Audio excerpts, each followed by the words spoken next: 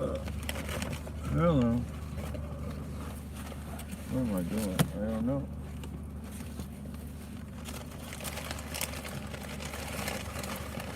Oh, come on. Oh. Get in there, you little bunnies. Keep yourselves warm.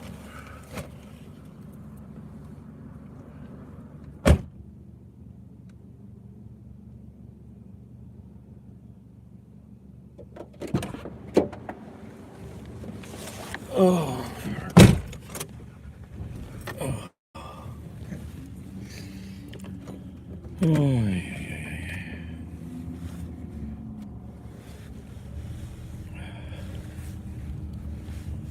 Good evening.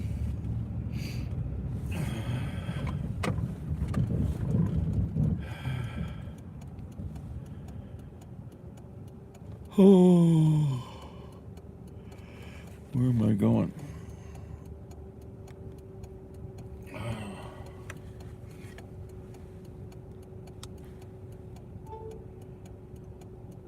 Okay.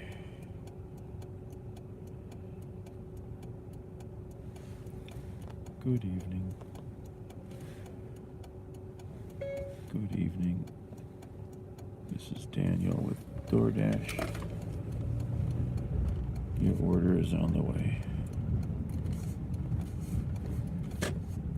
Oh, the costumes are out tonight.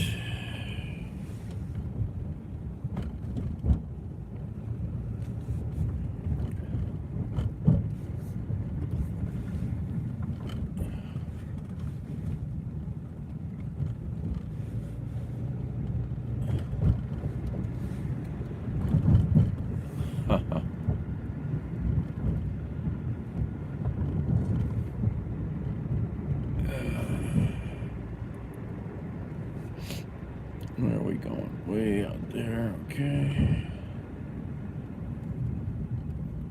Oh, what time is it now? It's okay. Oh, I could get a slice of pizza there. I'm getting kind of hungry. I passed out for a bunch of hours after eating. Curled up with the cat.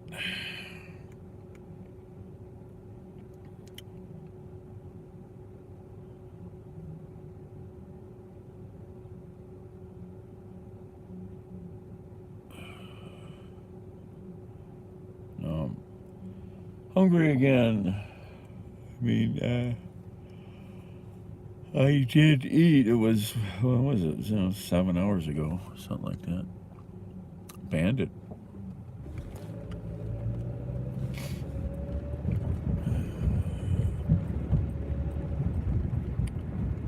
He's like a thief in the night.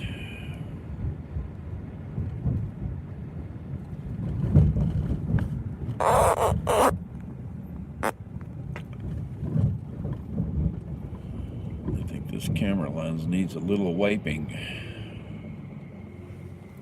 But I don't know if I can find my real cleaner. The vehicle is quite disgusting.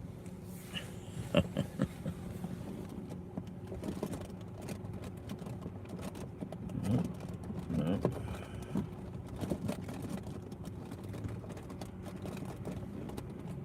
No. No.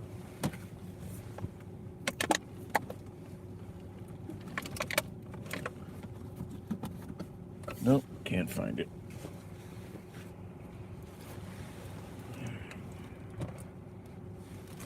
I just saw a napkin here. We can try to just wipe it. Alright.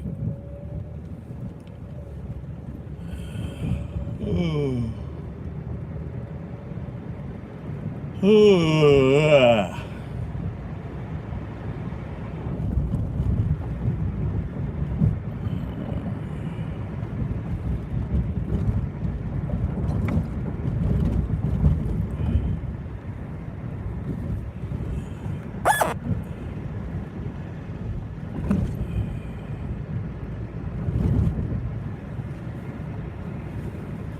Let's see if I can clean this.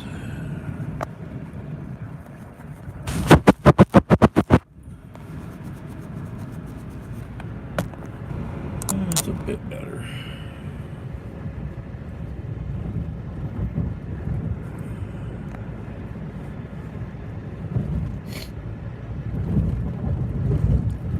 Oh. Oh.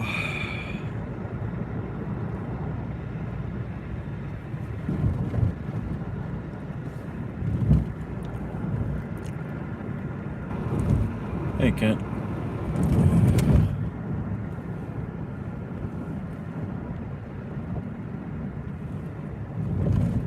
They have a camera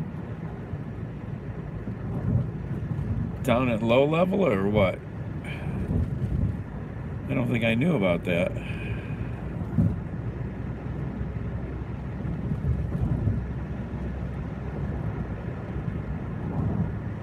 Oh. Linda has found me on many different webcams out there. I think the first one she found me at was in downtown Sandusky on Water Street as I drove by.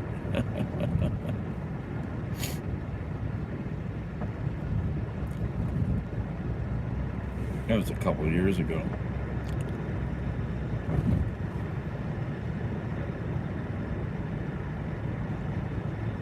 Oh, I keep forgetting about webcams. There's a lot of them out there.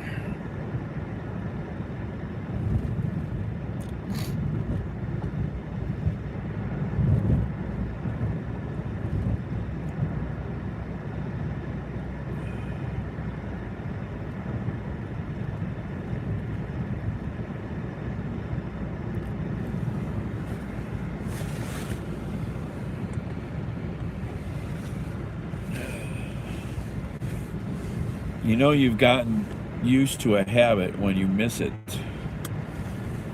When I drive, I miss my seatbelt. Oh, okay.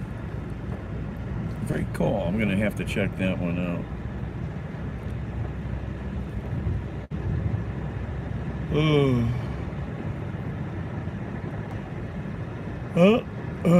Open source tracking.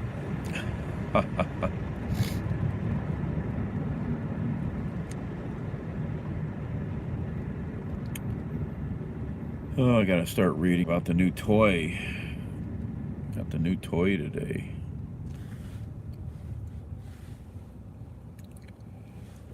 Gotta learn how to use it.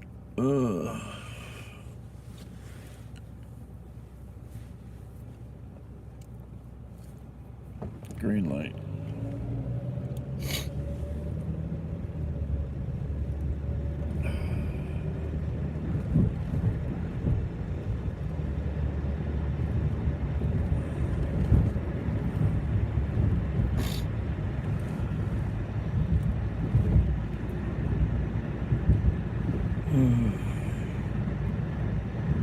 And I wish I had some money for a container. I need to buy a couple shipping containers.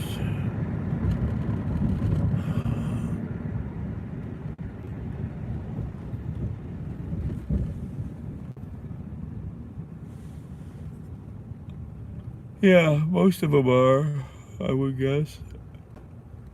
Oh, those damn bright lights. I just want a taller car so I don't have bright lights in my rear window. This car's so low, everybody's headlights are higher and they just blind you.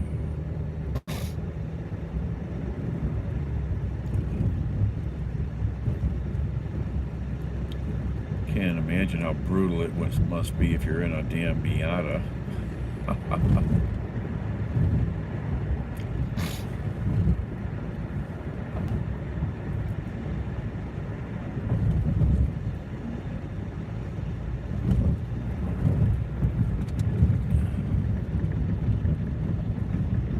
Alright, where are we going up here?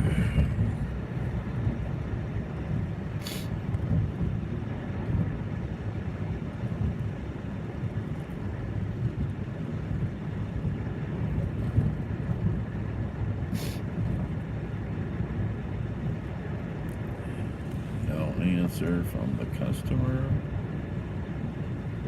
10, okay. Boy, Dion's is busy tonight. Wow. Jeez. Packed. Hey, USC, yeah. Trying to.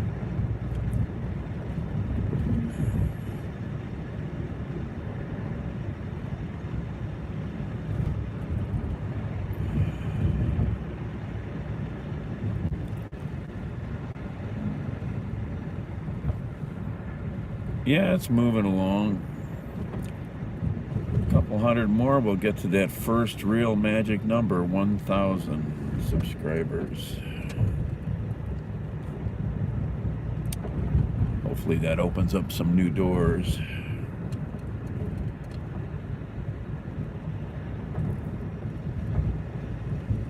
Plus, I got a, I don't think you guys were here at my dinner scope earlier.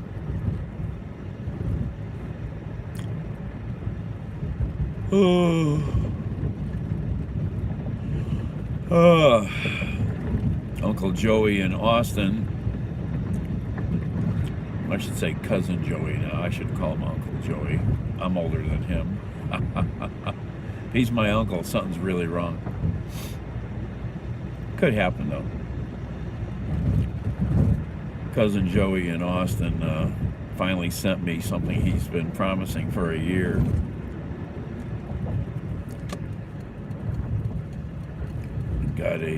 Got his used camera gimbal. So we'll have nice, smooth walking videos now, hopefully. Addison.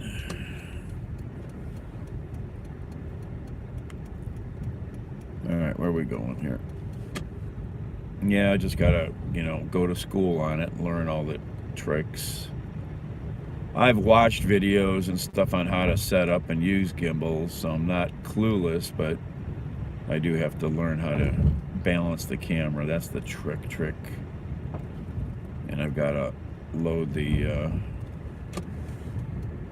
app on the phone.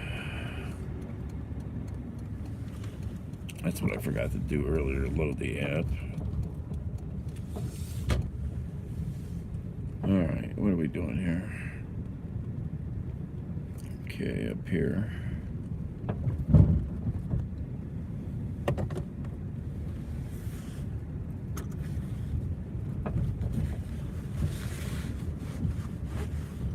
I just thought of this. This is... What's the name of this street again? Oh, they call this Boulevard because there's a similar named street on the other side of town, but it's, I think, Avenue. The customer requested you leave the order at their door. They added the following instructions. Leave at my door. I think this is it. Where's my damn spotlights when you need it? Oh, come on here. I'm not organized tonight. I'm in a complete disaster here. Car is it? I think that's it. Oh, there's the address. Look at that. Found it. We have proof. Which order? This order. Fix that mirror. Come on. Ugh.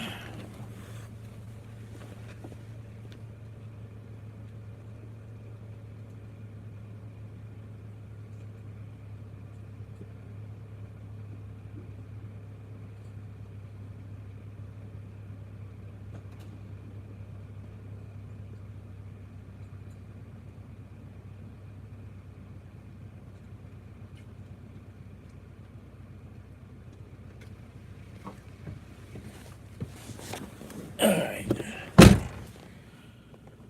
next.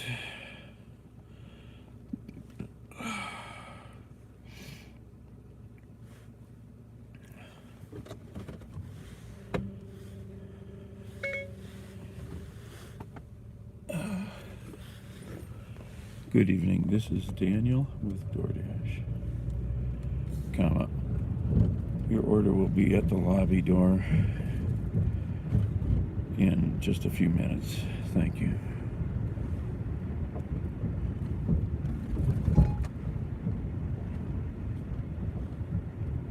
All right, where are we going? Where are we? Okay, go this way. And I need chocolate milk. I should have bought my chocolate milk as we came across town. I want chocolate milk tonight. Where am I turning at? Okay.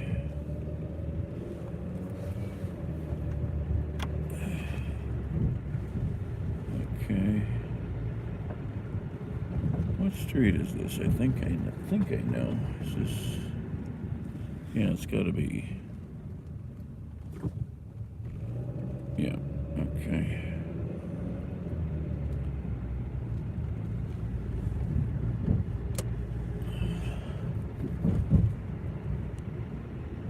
Oop. Oh, there's a good little whoop-de-doo in the road. If you hit that a little faster, it would be like a roller coaster. It would just take your tummy away. Oh, I went the wrong way. You silly boy. No, I didn't. Okay. Oh, I'm not awake yet.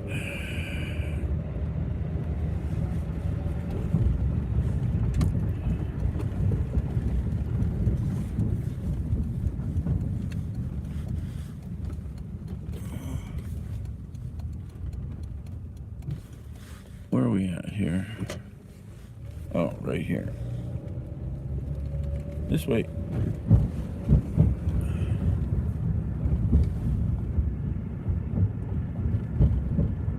Yes, I guess it is. Oh, we got an aggressive driver behind us. I'm not going fast enough on the side street.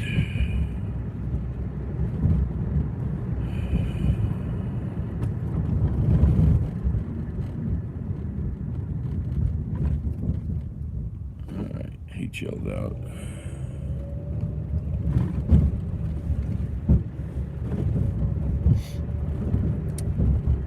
And this next stop messaged me, so they should be down the elevator by the time I get there, hopefully.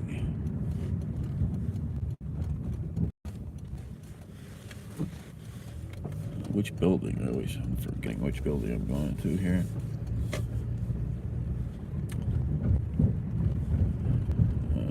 This building is over here. I have to do this. Whoa. Got up here. The customer did you hand them the order? They added the following instructions. Hand it to me. Where are we at? I go past it? No, this is the... Oh, I always forget. Which is the way into this building here?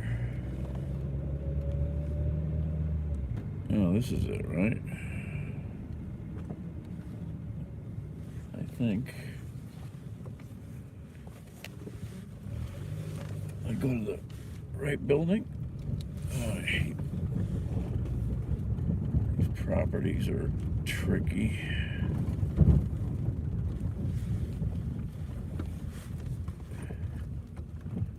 Well, they're doing big work on this building.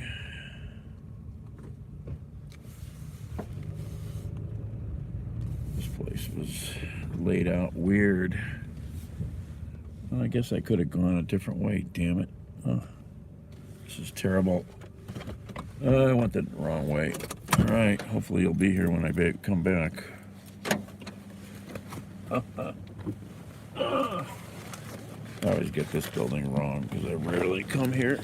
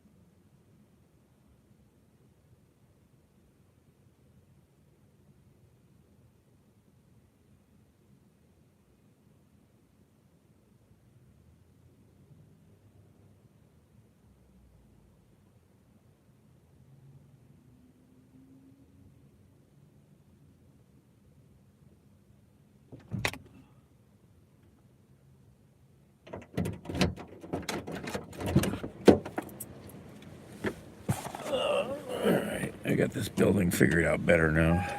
All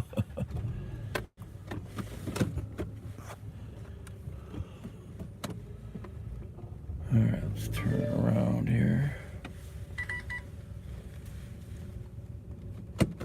We got an open spot so we can turn around. This building was not built with much parking, since it's a high-rise public housing project. And they did not put much parking in for this one.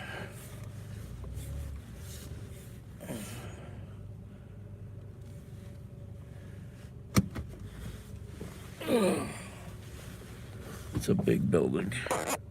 Goes way up there.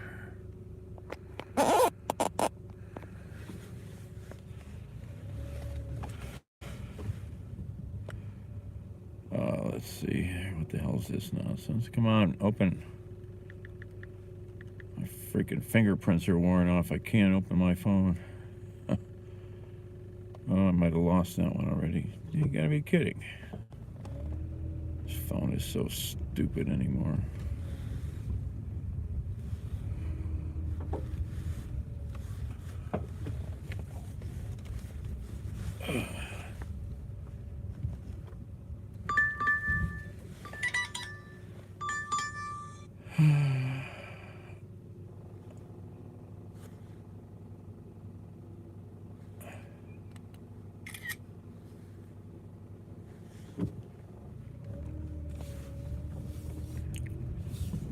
Alright, where are we going?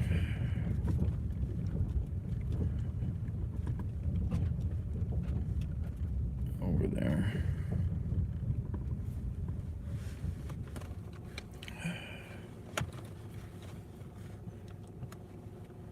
Oh, I just want cordless charging phones, man. So bad. I am so tired of constantly having to plug in devices. All right.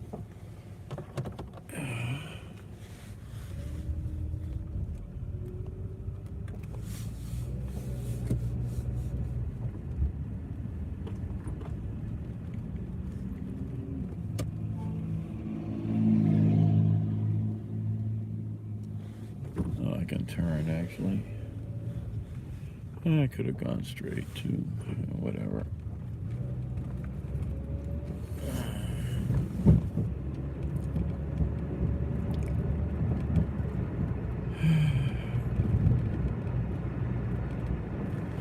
Oh.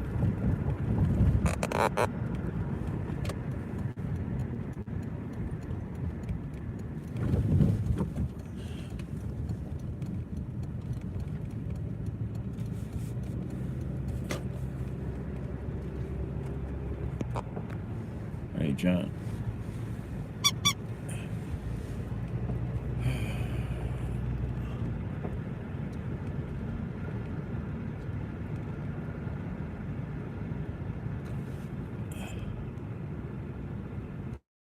Thank you, Edison. Yes.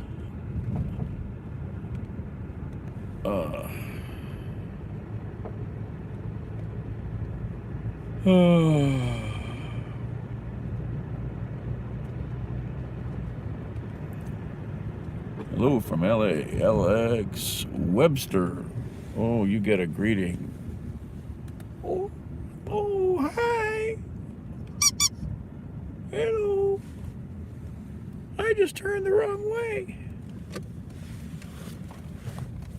Oh, we can make that turn. Oh, where am I going now? Oh, I didn't go far enough. Oh, you silly boy. Come on. Device. Oh. Oh my God, why did my app close? No, I went the right way. Okay.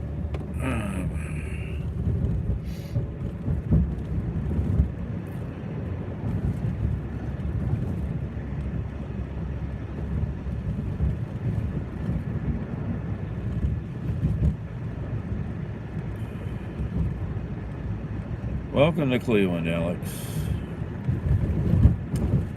LA is one of my favorite places. Many good friends there.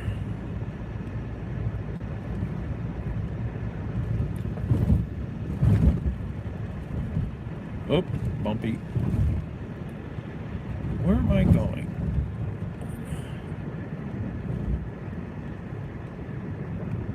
It's right up here. Some nights I know these things, but I still forget them.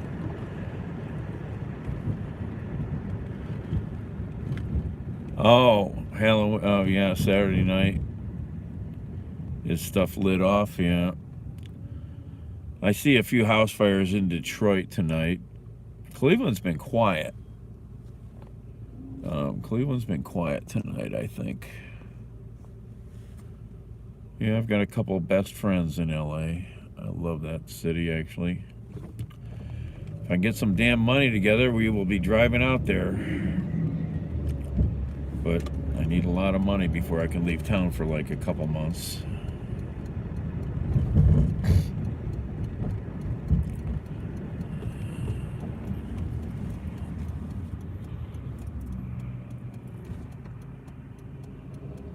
Which way you going, car? Okay, he's going that way.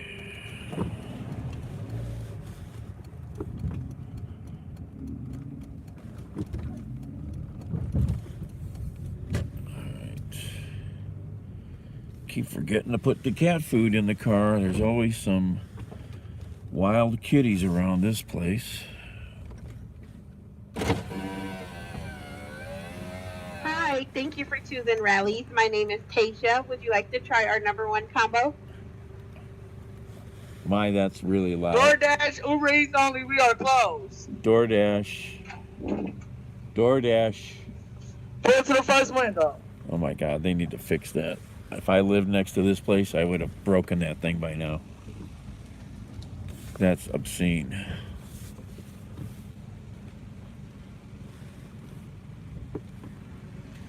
There's only one window.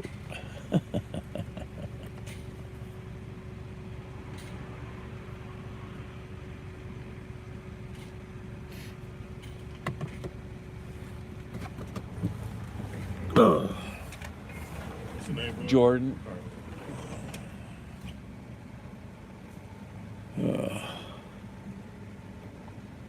I know, that's obscene loud, man. We got a drink? No. I don't think so.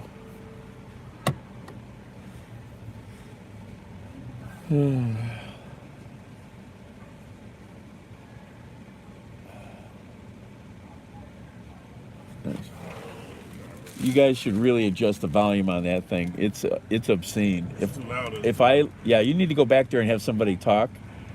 See how loud it is? If I lived in that house, I would have destroyed that thing by now. They be loud over there too, so we both go in. But I install that stuff. There are ways to adjust the volumes, but that's the worst one of all the ones I go to. Yeah. I mean, I live stream and they said, "Oh my God, that hurt my ears," because the guy was wearing earphones. Sometimes, you know, it's crazy. Some people still can't even hear.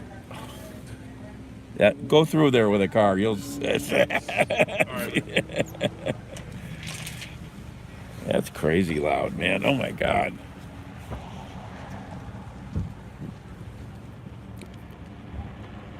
All right, where are we going? That car's got a flat tire. Do you think they know it?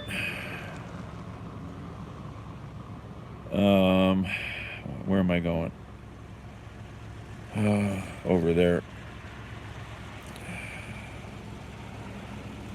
Where are we at?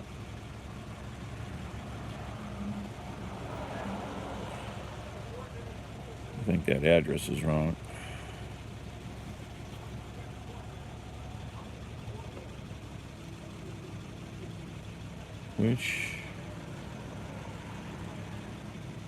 Yeah, I think that address is wrong. Hi, this is Daniel with DoorDash. Your order is on the way. Oh, come on, phone. Ugh. Where am I going? Oh, come on.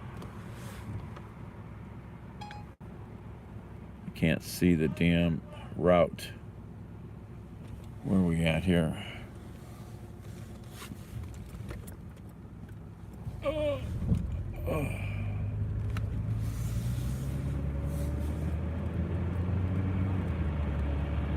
All right.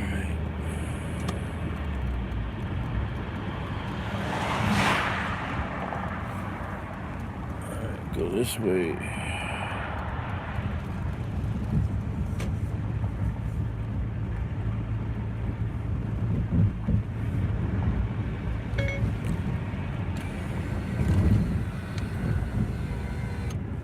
Hi, you're in Centric, right?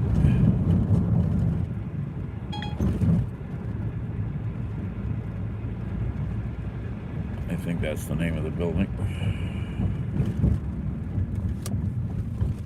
Oh,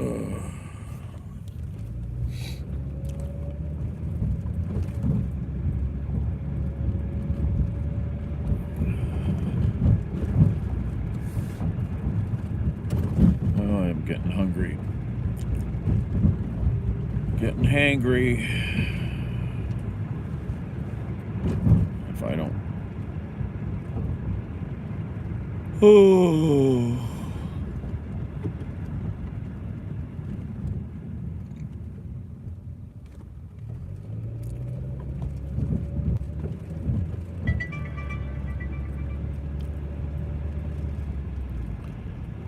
Will this person respond?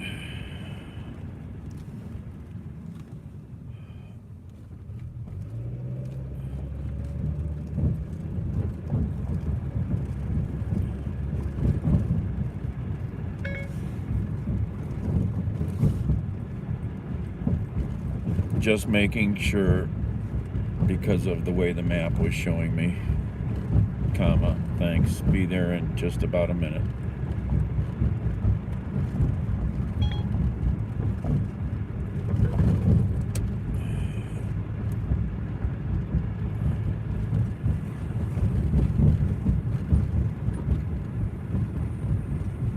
Yeah, I didn't get to go out tonight.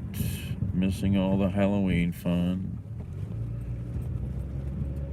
Pooped out from all the moving I've been doing all week.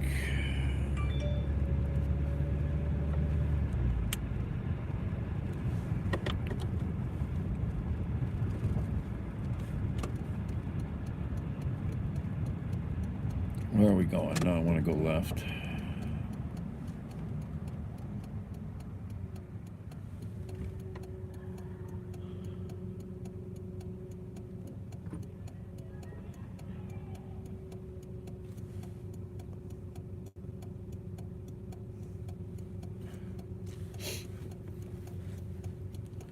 I need to drink something.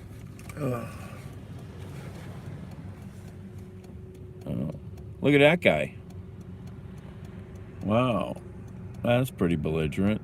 Threw a red light to the left.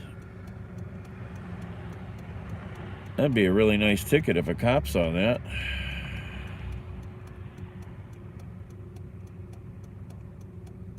Jeez.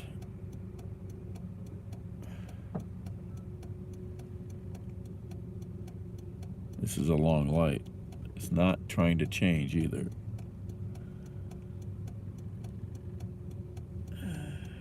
This is really, there it goes.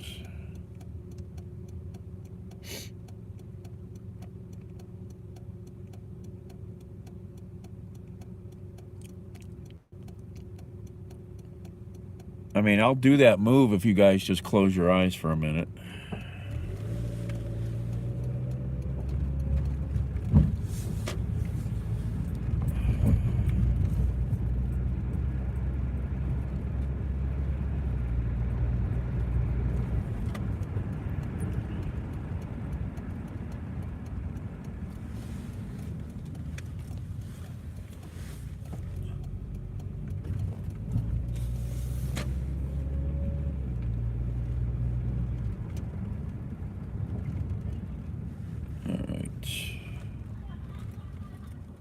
Be right back.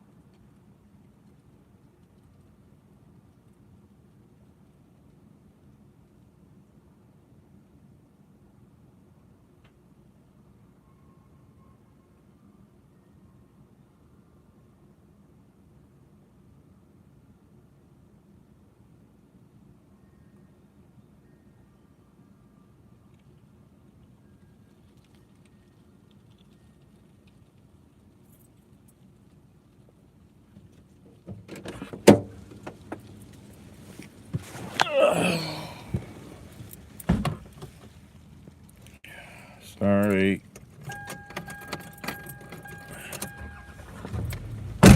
Video locked up because the damn battery's low.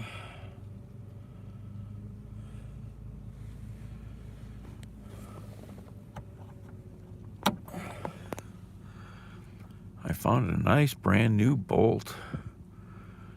You know, if I lived in like Pakistan, this could be worth a real lot to me. But here it's just another bolt.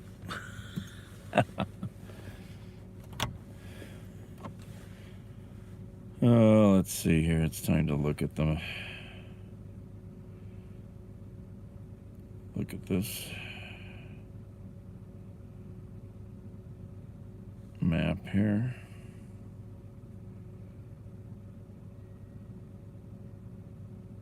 Nothing's changed. Terrible money.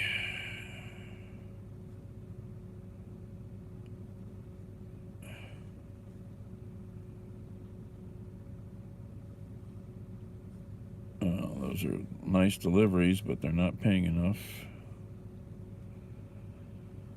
I would love to take one of those deliveries, but they're not paying enough. Would love a nice drive to Willard or Fostoria, Ohio.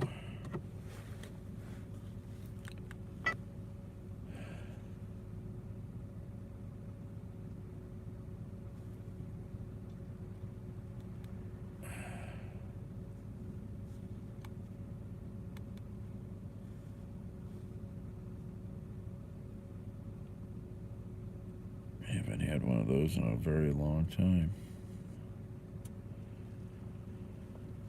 Oh, there's just no damn money out here.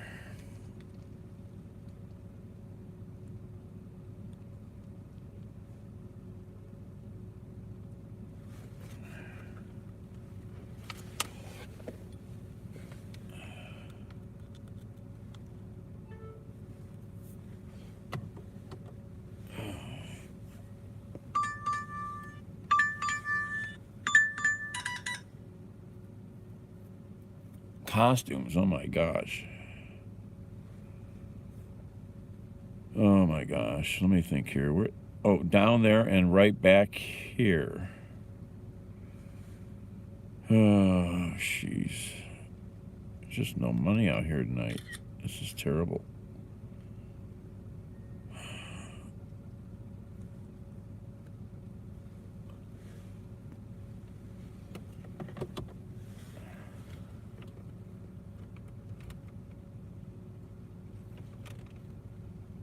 This thing charging? Man, this phone is just sucking up. I don't understand why this phone won't charge when it's plugged into the car. But if I plug it into a battery, I need to get some of those little meters. I'm going to plug this into a battery and see if it charges faster.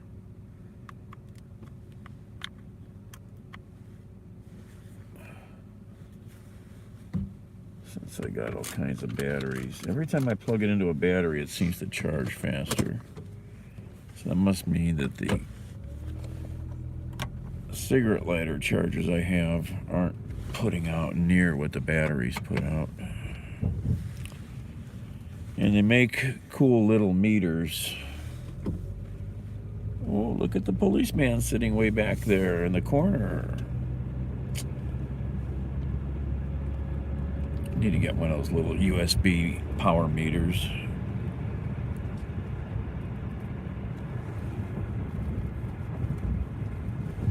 Been meaning to do that. Gonna try to get online and order one. Where are we going? To a lovely spot. That's where.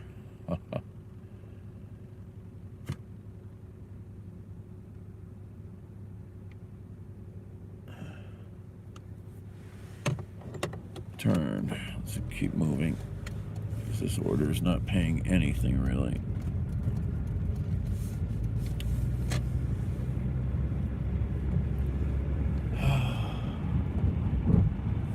Looks a lot like LA.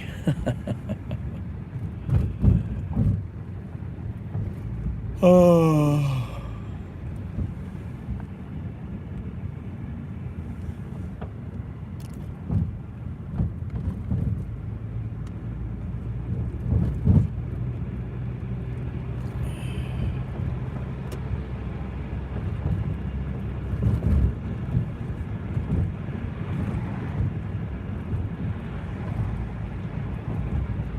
I want to get out to LA, get out west.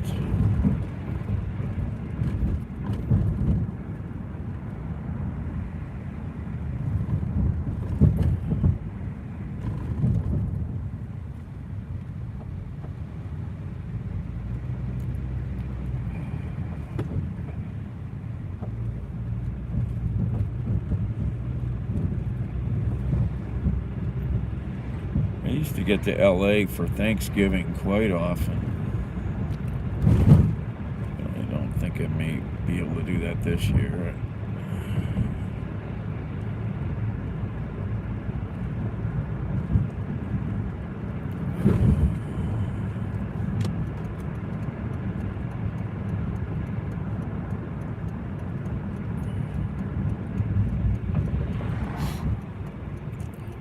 Would be nice to have a meal out there again on the holiday.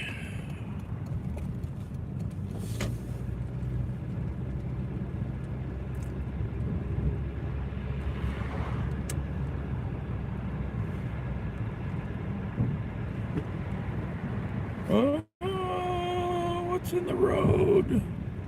One of those spooky bags. That's what's in the road. Damn floating plastic bags in the night, man, can be so freaky.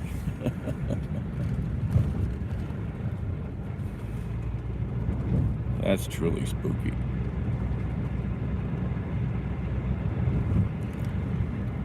What's that? Oh, that looks like a dead skunk, I think.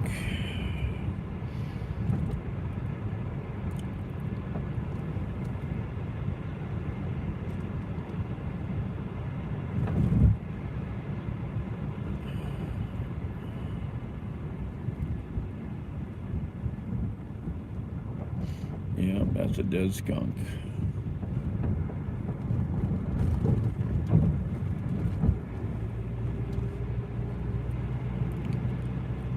Am I going the right way?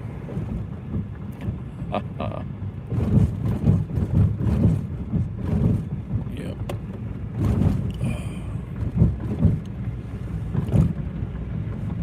Need to get a mount for that other phone. Such a pain to go shopping for phone mounts. It really is. Ow, bumpy, bumpy.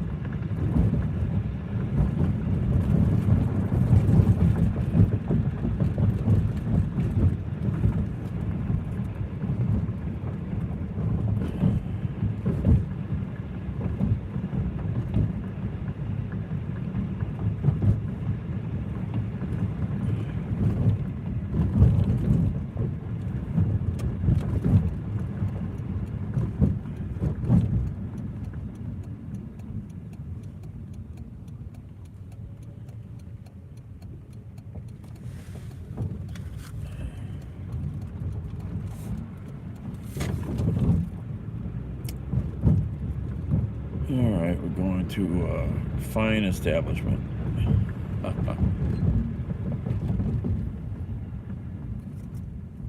You know, I haven't been into Best Buy in a long time. So many places have stuff locked up, and it's such an effort to get like Walmart, I gotta find somebody, I gotta get them to open the cabinet, I gotta look at the mount to check out and see if it'll move like I want it to move. I remember going to Walmart once and trying 2 or 3 different mounts out in the parking lot. They kept returning them right away. You know, try them out right now, see if they work, because you don't know if it's really going to function for you until you get it in the car.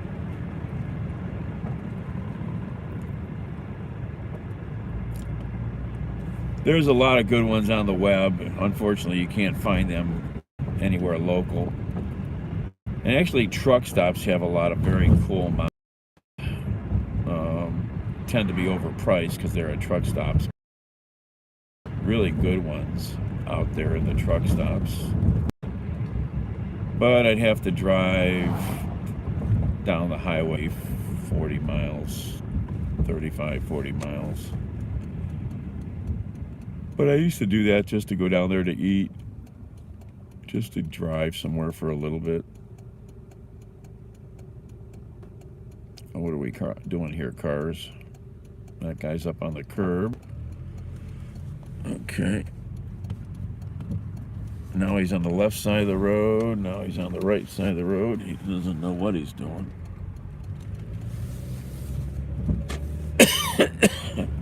This is a touchy neighborhood sometimes. Man, this place is busy tonight. This place can be funky. Always dubious about coming here sometimes.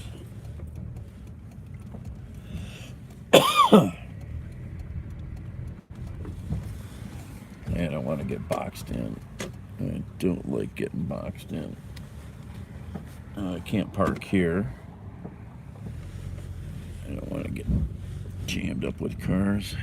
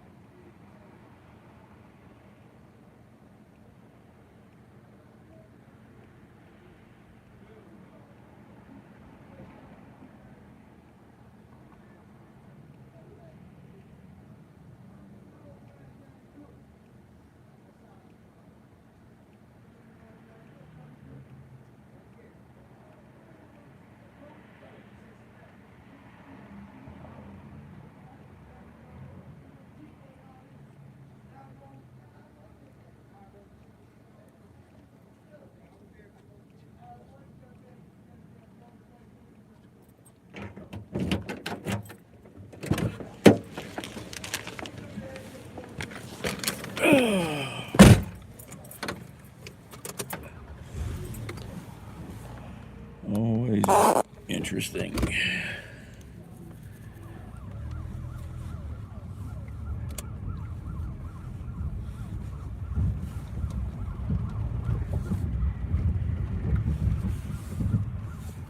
Somebody's burglar alarm.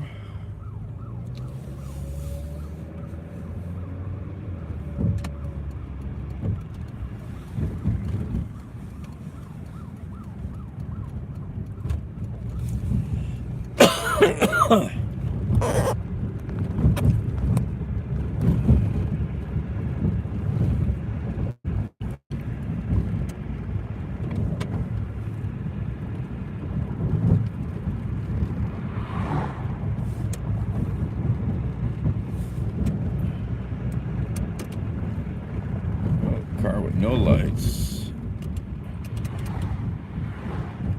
No lights. Ooh, he turned them on. Sweet. Where's...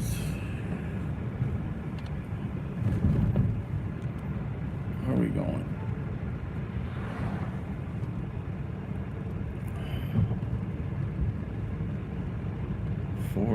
Ford.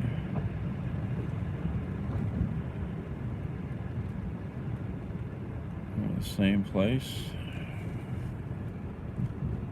Where are we going? I think we're going right back to the same place.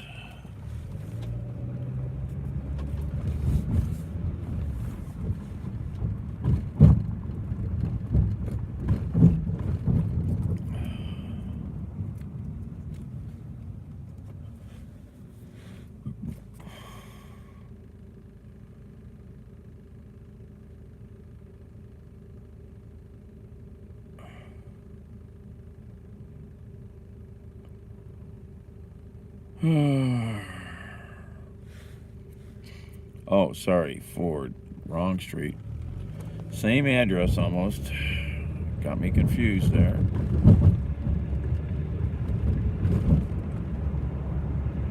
Oh, I don't think I've ever been in this building.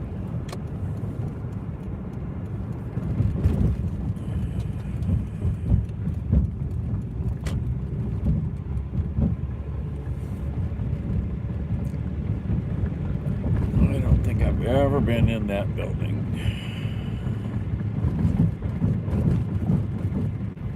So I might take you guys with.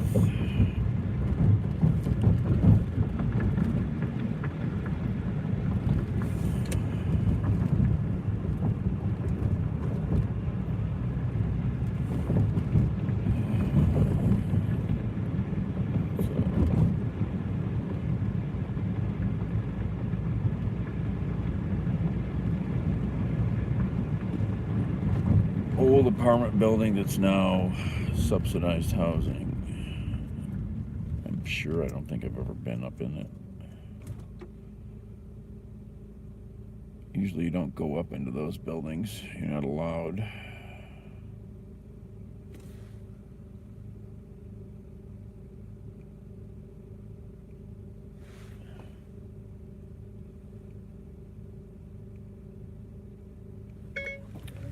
Your order is on the way.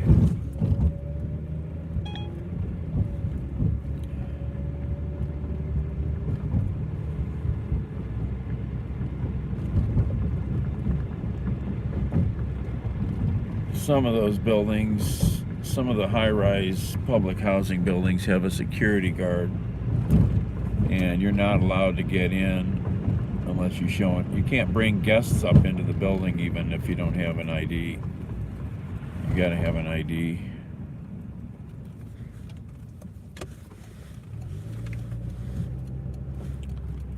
To get in.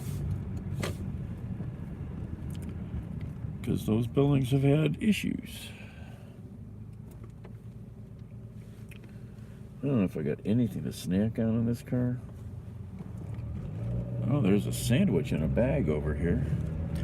I think I've snacked out all my snacks. Now I got some almonds. That's how public, some public housing high-rises are. They're tough neighborhoods.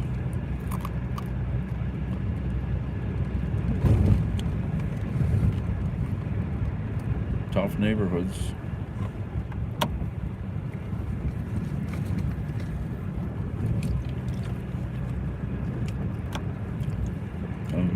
having a guard on duty, watching everybody who goes in and out, is the only way they've been able to, you know, slow down the nonsense.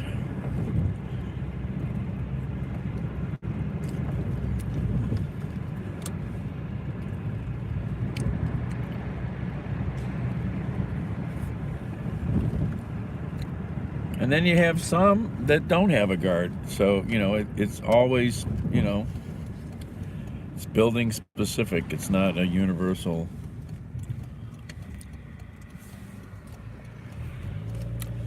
thing, because it's expensive to have somebody on duty 24 hours a day. 3 shifts a day, that's expensive.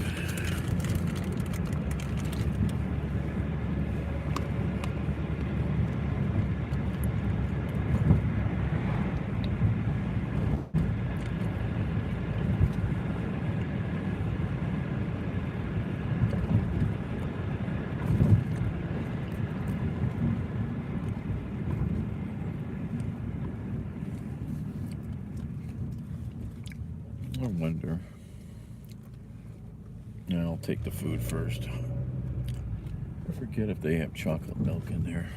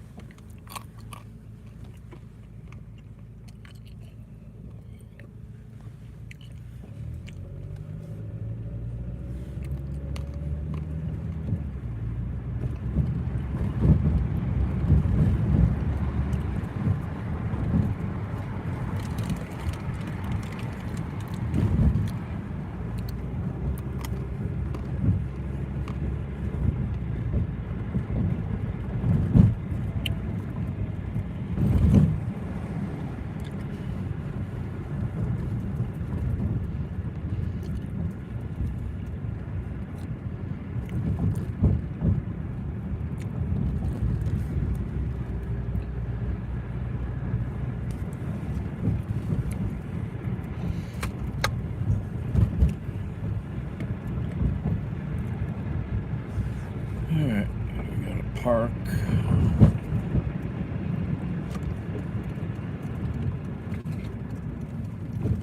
Figure out where to park here. The customer requested you hand them the order. They added the following instructions. Hand it to me. Press 279 to get in the door.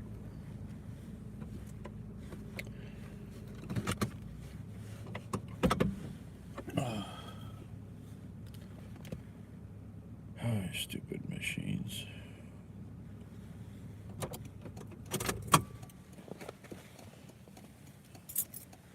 Alright, I'm gonna leave you guys here.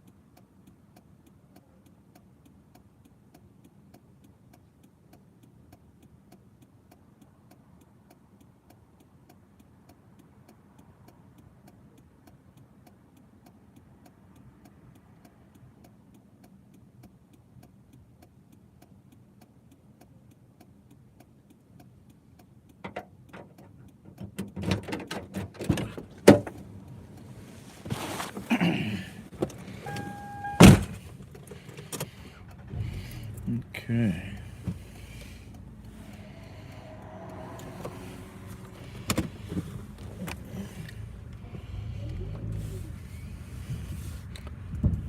Well, building's not in bad shape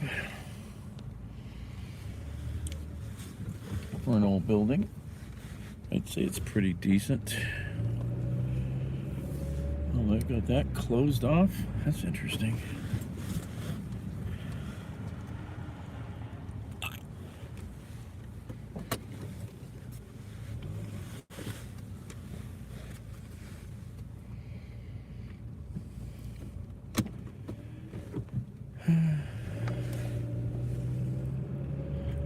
I've seen far worse.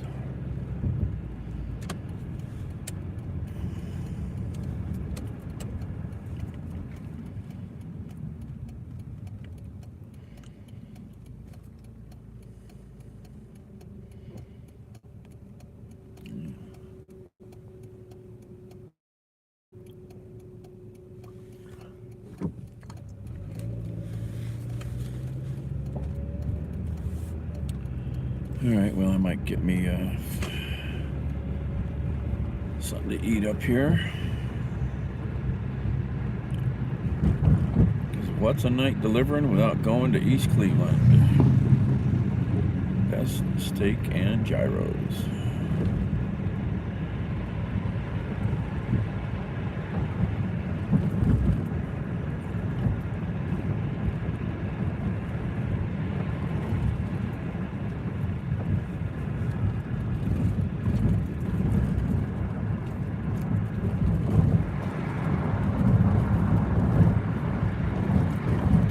Oh yeah, let's see if they got chocolate milk at a reasonable price. I will not pay stupid money for any of those things.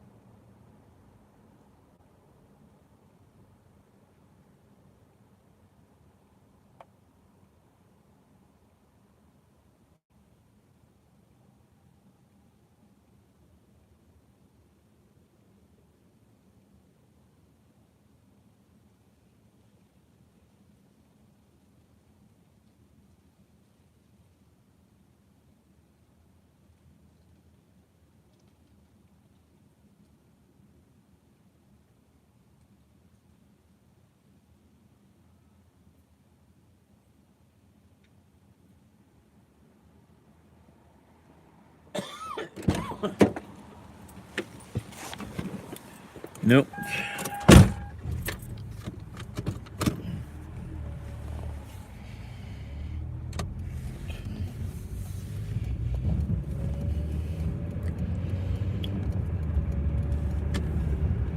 Oh, party lights up ahead there in East Cleveland.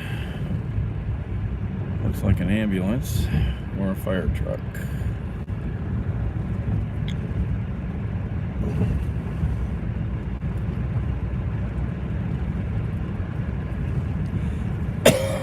Oh man, I got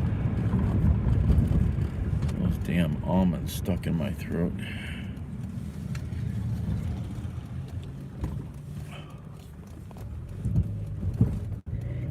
I forget if this place has any. I used to come here for gas, but they stopped. They never have decent prices anymore.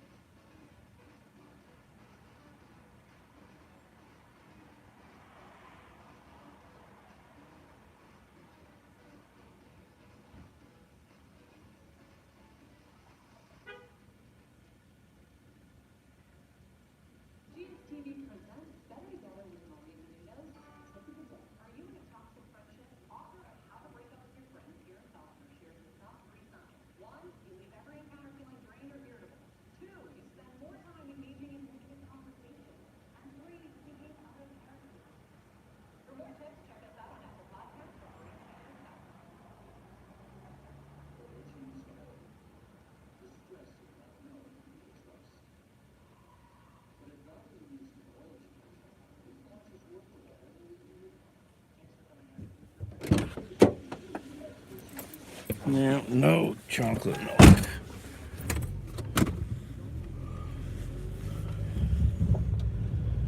Well, they do, but just a 16 ounce.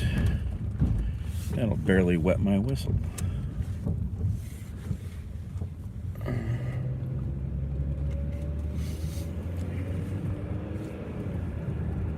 Hello, Derek Simmons.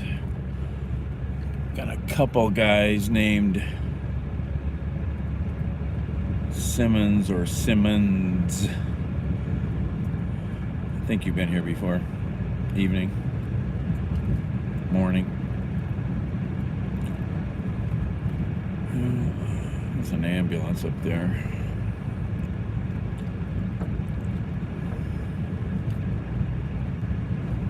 I think that's an East Cleveland ambulance. Well, let's get the food.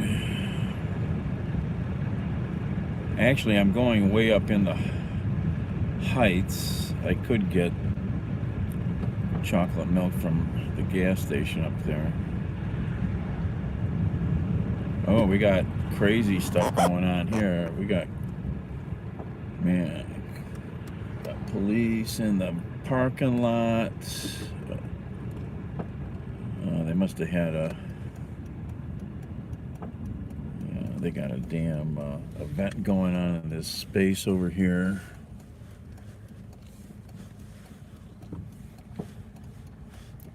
I've never seen this parking lot this busy at 3 a.m., so that means they got an after-hours party going on. Thought that car was coming out.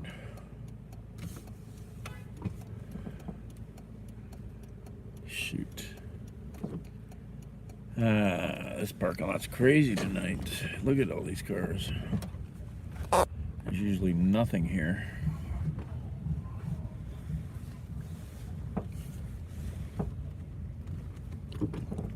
Not at this time of night.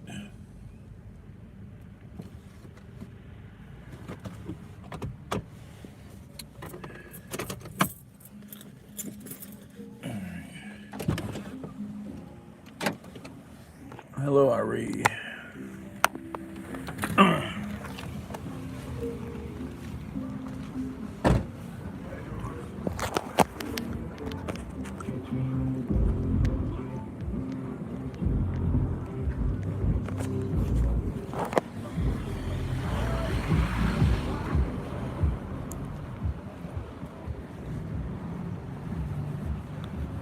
Yeah, they had Halloween parties tonight.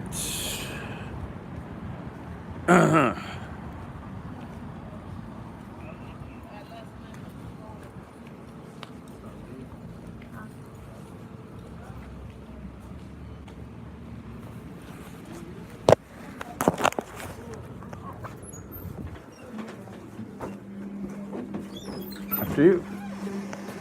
Thank you.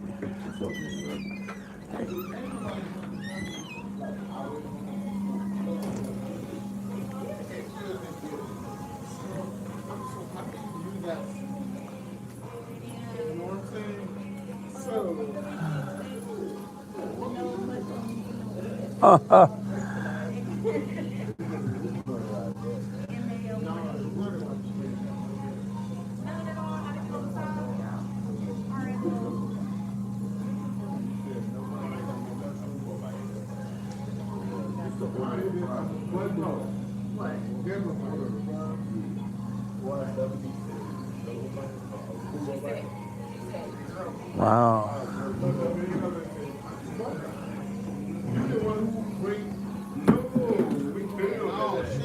No, I say boy by all the time. And she be like, no, but he said, girl, boo by. She say boo at the end. Yeah, that's what I'm saying. I know she also wants to be like that. She said something before. So you saying she started saying it after we did? No, she did. I told you. I'm always good. Just pulling out the right amount, man. That's crazy.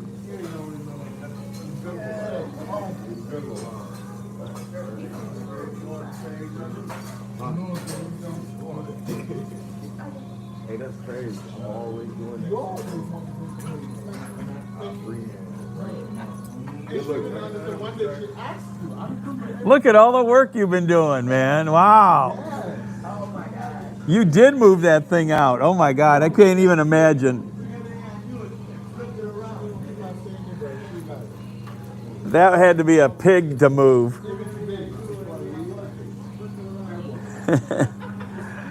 Hey. Got Levante and Lauren. And actually, I'd like to order something. If it don't take too long. Man, that's some work back there, man.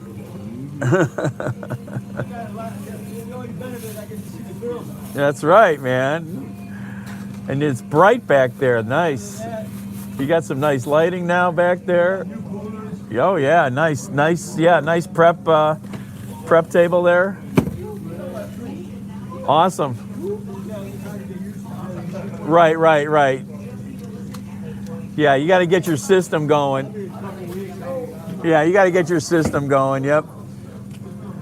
Keep organizing it, Yep. Yeah, what do I need to order something. I'm starving. Busy tonight? No, really. Parking lot's packed out there, and they had a party next door, looks like.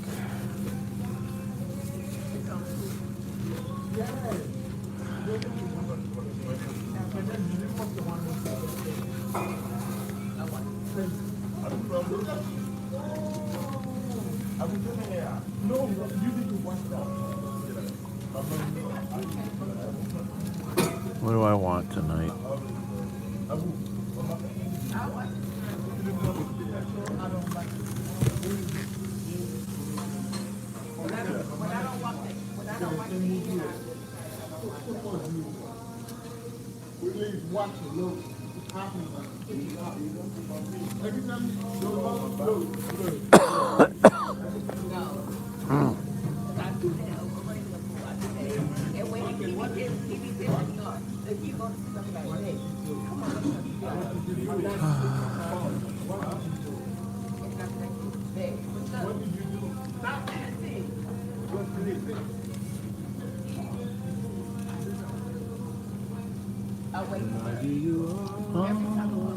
Give me a chicken Philly. Just the sandwich.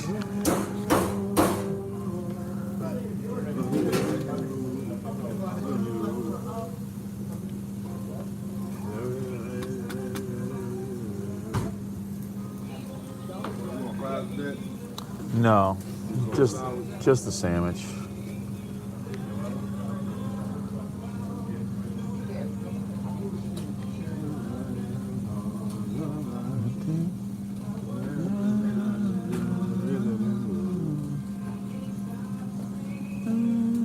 It's a great song there. Huh?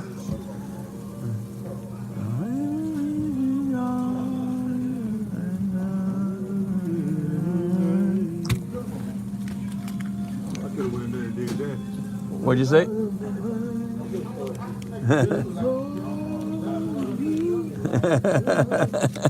Yeah, sing to the hand sanitizer.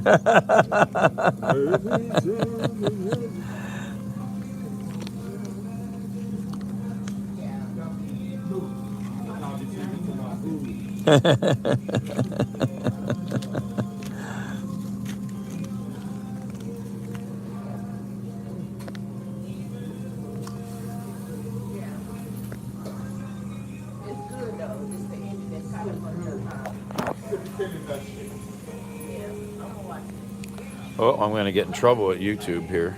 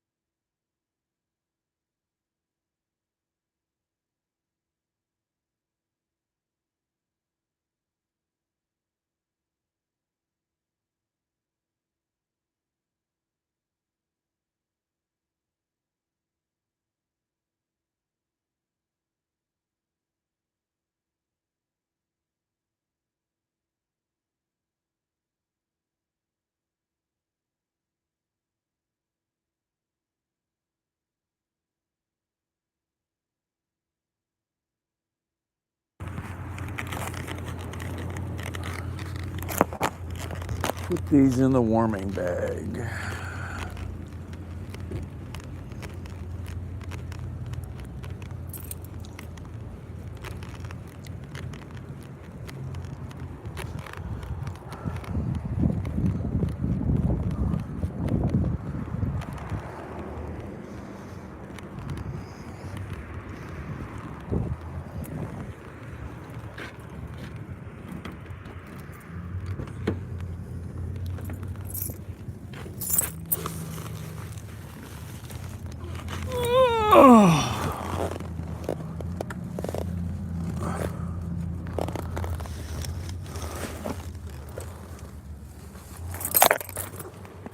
Oh, let's see, this one's last, I think.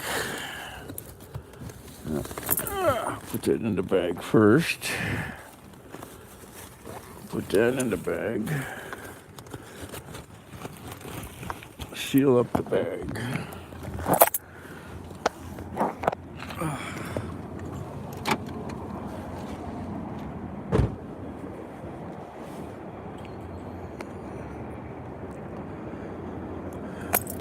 Yeah, I just thought about it. I'd be lucky if I don't get a copyright claim on that one. So stupid.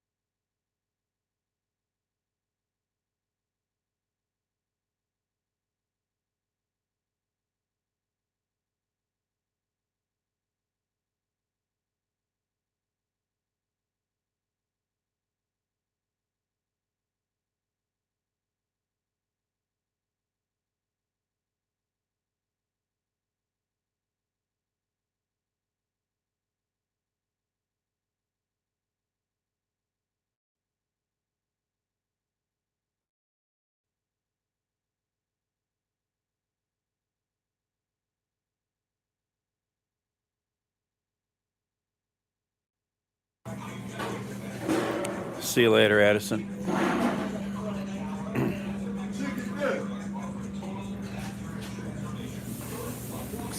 Thank you.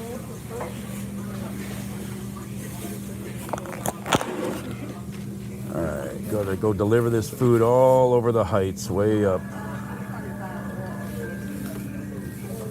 All right, thanks, George. Chicken Philly.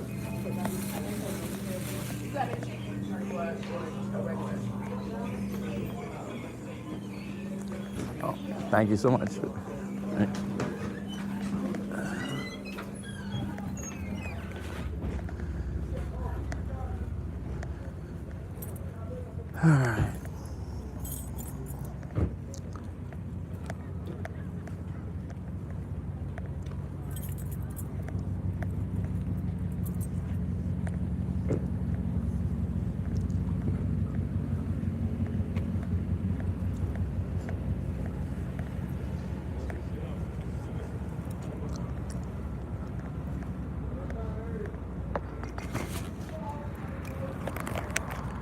Uh-oh, what was that?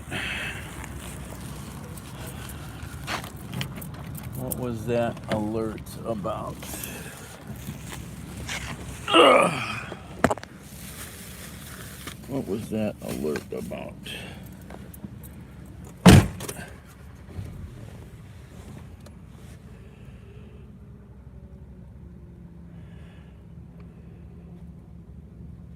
Got shooting nearby.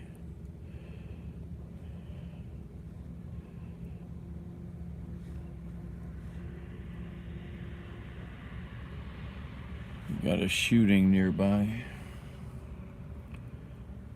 Oh no, it's back in Cleveland.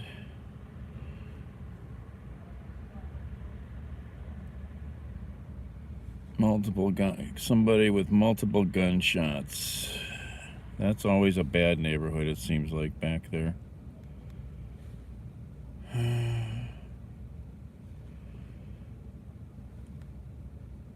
Alright, this one's not so far away. Where are we at?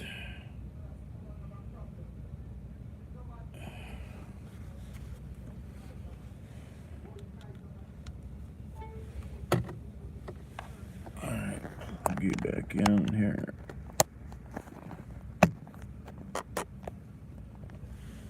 Alright.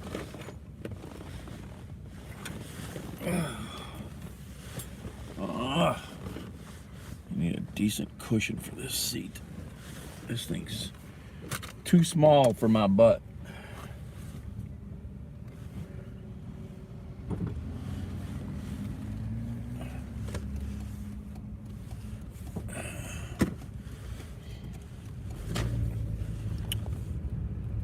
Let's get out of this parking lot. Oh, went the wrong way there. Bumpy, bumpy.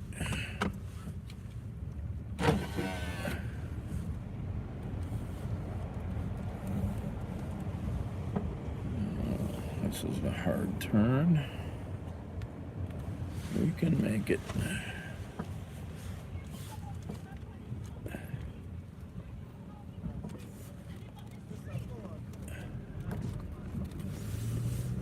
All right, up the hill.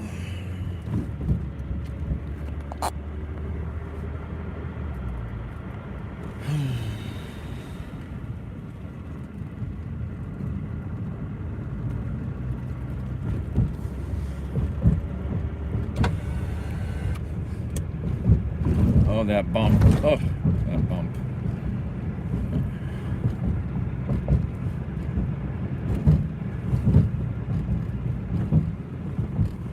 Oh, I went the wrong way. Oh, dang it. I was going to go the other way. Ah.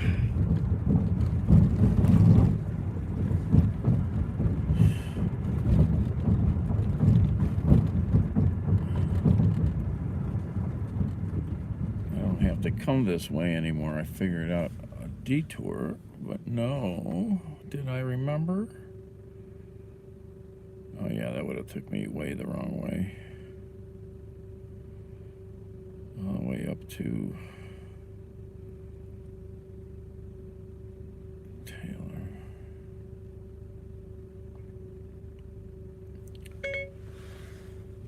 This is Daniel with DoorDash.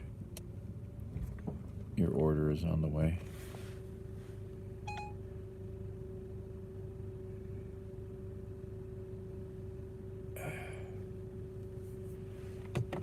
All right.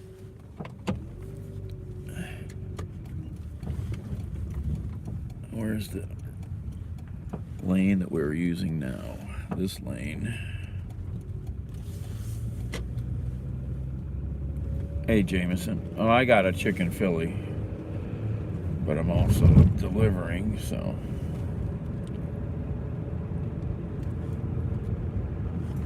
Oh.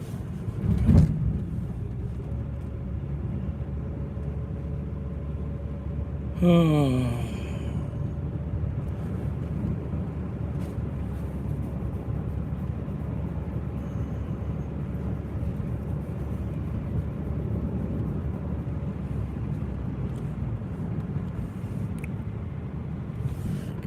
For the bumps here.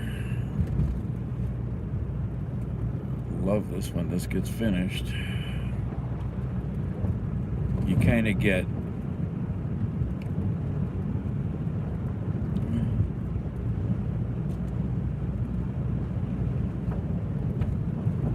post-traumatic manhole cover syndrome, trying to dodge all these nasty bumps when they're doing these repave jobs.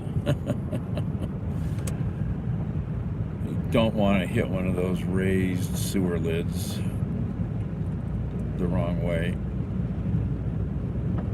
Oh, it's shocking.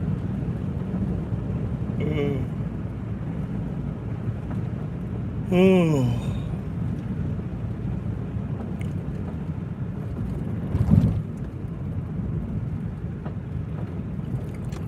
No, we're going forward. That's right. We're going forward.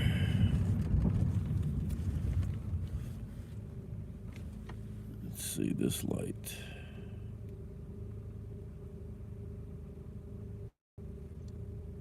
This intersection, I always forget where to stop.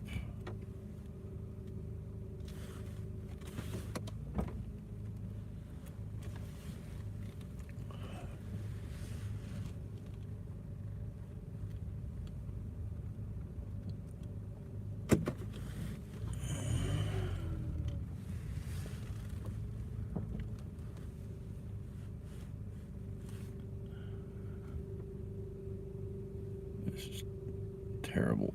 Never know where to stop here. There we go. On social media, the way it unfolded in a country that's so connected as this one. Can you try to describe what happened and how people died? Yeah, well, I mean, just for a little background, I've lived in the Itaewon area. I coincidentally just moved out to the area last week, but I've lived in the area for 12 years, and I've seen Halloween develop in that time. When I first moved to Korea, it wasn't such a big deal, and you certainly don't get the sort of trick-or-treating. But that culture started to seep in, and Itaewon became a real target area for young people to go and have fun. And I would take my young kids, 5, 6 years old, to go and have a look at the sort of live Halloween show of all these young people and their teens. Very packed, and I was in the middle. Wasn't comfortably so. So there are suggestions that maybe the police had prepared for what was to come, that suddenly, for the first time since COVID-19, a lot of young people would be descending on Itaewon. But I'm not sure if anyone could have imagined the scale of what happened with the side streets, that volume of people in a fairly short street, narrow street, suddenly maybe being triggered by a possible celebrity sighting or just about anything. Everybody moving in the same direction at the same time was a recipe for disaster. How does it happen that people were suddenly trampled underfoot? Yeah, well, that is unfortunate, obviously, to say the least. Absolutely tragic. It's possible that it was just the sheer pressure of people against uneven ground. This is not a part of Seoul that's particularly well planned. I mean, there's other areas like, for example, post-1980s construction and alleyways are not exactly planned for that volume of people to be there, and that's where all the barley seems to be a lot trampled underfoot, because I guess physically they were just It's submerged. And 3,000 missing persons reports have been filed in connection with that stampede. We'll keep you up to date here on the BBC World Service. The head of the powerful Revolutionary Guards in Iran has warned protesters not to take part in any more street demonstrations. Hossein Salami directly addressed protesters, saying, "Do not come to the streets. Today is the last day of rioting." The anti-government protests have intensified, though, in recent days, with the commemoration of 40 days since the death of the Iranian Kurdish woman Mahsa Amini, which triggered events. Saturdays have been seeing some of the biggest, most widespread protests in Iran, as the younger generation particularly demands change. Syed Mohammad Marandi joins me. He is Professor of English Literature and Orientalism at the University of Tehran. Welcome, Professor. What do you make of the official call to end protest? Well, he didn't say anything about protests. He was speaking about the riots. The protests have died down by and large a long time ago. The protests were protests that were in different cities in the country took place during the first 2, 3, 4 days when Mahsa died. But then when the footage came out, they got this paved. Nice. Was not handcuffed, that she Fresh, did baby, not show any smooth signs asphalt. of physical duress, and that she just collapsed. A lot of the protests ended, but then we had a rise of riots. And The those customer riots requested you leave have the order died at their down door. over the They last added few the weeks, following but they are still instructions. sporadic. Leave at my door. And the head of the guards that you pointed to was saying that the riots must end because these rioters have been quite violent. You fully accept, do you, the official version of events that she died of a seizure, or she fell over, or what was it? What was said? Well, there is no evidence to show that she died as a result of People held in physical custody abuse. with her said she was beaten. No, that's not the case. That's basically reporting from Persian language media based in London, that most of them based in London, that have an agenda against Iran. But there's no evidence, there's no such person who said that. The footage shows when she leaves the police van that she's not under any duress. She doesn't show any pain, and she sits and then speaks to someone, and then she collapses. And then initially was denied that she had by people that were reporting from Persian language TV channels based in Western countries. And They claimed that she was well. She'd never had an operation, but then it came out in the autopsy. Many of the key country physicians in the countries participated in that autopsy, and they said that she had a major operation when she was 8, and that there was no sign of physical abuse. And there's also footage of her father standing by her body with officials. They asked him to check her body, and he acknowledged that there was no sign of any physical trauma. Aside from the facts and the rumors about Mahsa Amini's death, do you accept that those who protested about the strictness of the law on women being veiled, do you accept that they represent a large wing of public opinion, particularly among young people in Iran? The riots now have nothing to do with that particular law. If you actually lived in Tehran, you would know that those laws are not strictly observed, and many women in the north of Tehran, in particular in the wealthy areas, never didn't wear hijab.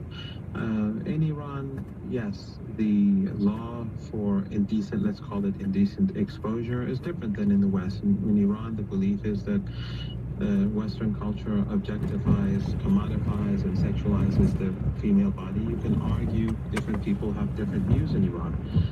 In taxis, people argue in Iran about everything, and at universities, they argue about anything. It's everything. It is much more open society than any of your allies your Western allies in this region. But the issue here, the issue is that what is not being represented in much of the Western media is the huge anti-riot protests that we've been seeing across the country. And just right beside where I am, I'm on the main University of Tehran campus right now. On Friday, 2 days ago, there was a huge protest against the riot, but this is not something that's reflected in the Western media because they don't seem to think that this side of the story is important. Well, it's fascinating to hear your point of view, Professor Morandi. I suspect that my guest, Azadeh Moaveni, who's Iranian-American, has recently returned from a trip to Iran, is better qualified to question you, to put at least a question to you. I hope that's okay if I introduce you to her. Oh, I'm on Cedar, right? Oh, I just thought of that. I'm not on Mayfield. I mean, I think one thing we can point out just factually not is thinking that where I'm at here. Massa Amini would not That's have why I'm died confused. had she not been arrested by the morality police. So that's just a fact. Whether she had a pre-existing condition or not, it was her being detained by the morality police that led to her death. Can you ask a question, Azadeh? So if I could respond to that, because that's basically a question that she's asking. That's not clear. And that's by no means clear. That's an assessment that is being made because perhaps some would like to think that way.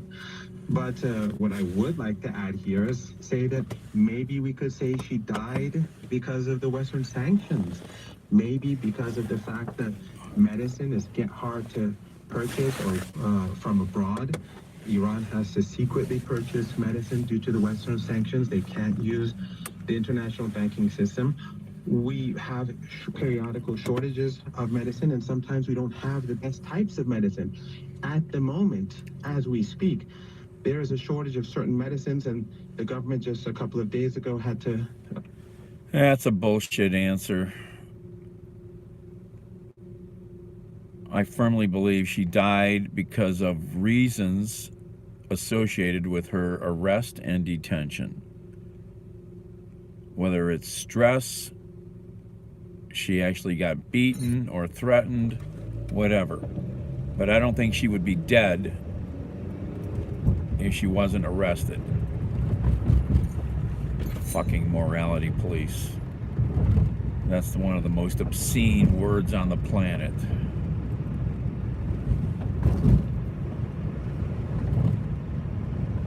Well-being of Iranian women. It's also true what he says, isn't it, that there is less freedom for women in countries that are closely allied to the West in the same part of the world. That's absolutely true as well. Iranian women enjoy much greater freedoms than Saudi Arabia, which is a close partner and a client of arms for Britain and the UK. This is all true, but people would not have risen up across the country had they not been outraged by the fact that there is still morality policing in Iran. And I will tell you, as an Iranian woman who enjoys the freedoms of wealthy women of North Tehran that Professor Morandi noted, I can go around in parts of my wealthy neighborhood without a headscarf, but that's because privilege and wealth in Iran, like in every society, buy you some measure of freedom from laws and policing that others are suffering from. Poor women, middle-class women like Massa Amini, who are picked up at metro stations, at bus stops, and in other areas, do not have that buffer. And that is why I think there is so much outrage that there's one set of standards for those who are wealthy or who have political connections or who've prospered through ties to the government, and for everyone else. And that's true in employment and in so many aspects of public life. So, you know, of course, the West is often a bad actor when it comes to Iran. It's isolated it, it's pauperized the country, but at the same time, Iranians are just enraged that there's no accountability by their government for what it does wrong. And I think we have to just acknowledge the scale of what we're seeing and what it represents. Professor Mohammed Morandi, I hope you don't mind if we leave it there. We've heard opposing points of view. I hope that we've given a fair voice to you on the program. Professor of English Literature and Orientalism at the University of Tehran. Time for a very quick observation on that discussion from Simon. Well, I just thought it was very interesting the way that the professor kind of tried to define in absolute terms between, you know, protesting and rioting, which are where it seems to me there can be a bit of a grey area. It's like one of those irregular verbs, you know, I protest, you riot, he's been imprisoned under the Public Order Act. This is the BBC World Service.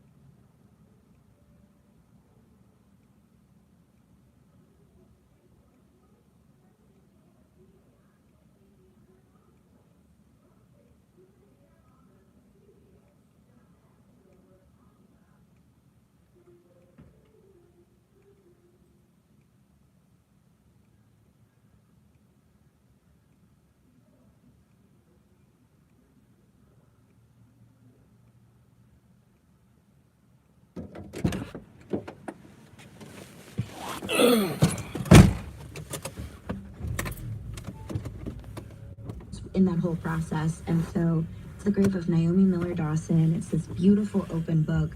And so I first saw it online on Atlas Obscura, and then a few different like news reports specifically about this grave. And so I cooked it and I posted it on TikTok. And you ended up finding loads more recipes. Yeah, apparently there's some chicken salad from a little store on the east side of Cleveland that's gotten like crazy famous on TikTok.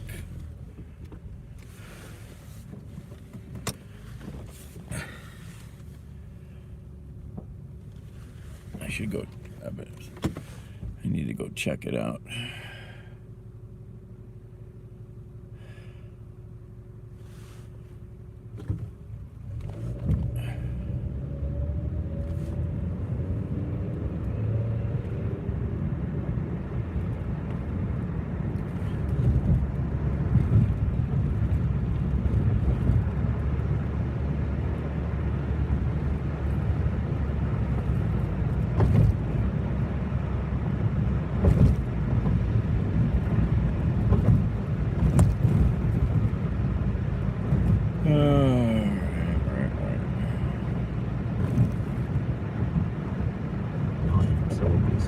In the States, at least, it's been part of a larger trend of very personalized graves. You know, in the olden days, you think of like just your name, maybe a death date, or like a spiritual quote or symbol.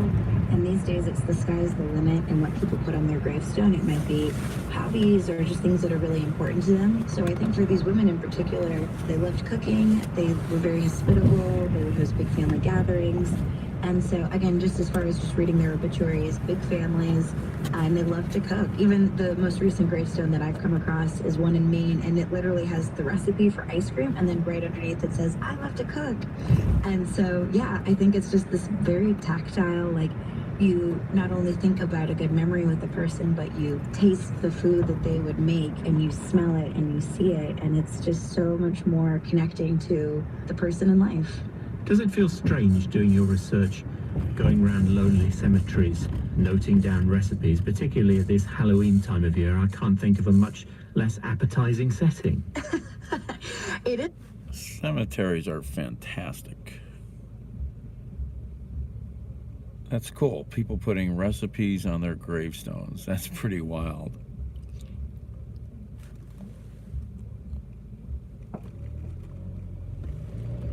Well, that guy that broke into the Pelosi's house is he's a cuck.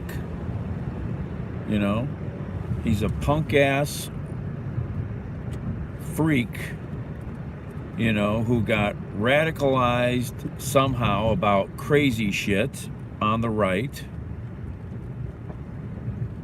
You know, he had all kinds of foul shit on his social media. Anti-Semitic, racist, all kinds of crap. You know, the election was stolen, all those things.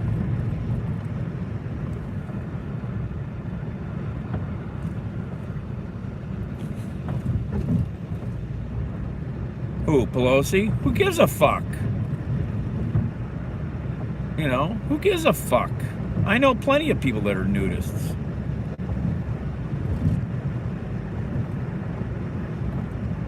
Doesn't matter what he is or was. That's not even part of the discussion. That's another asshole throwing fucking stupid shit in the air.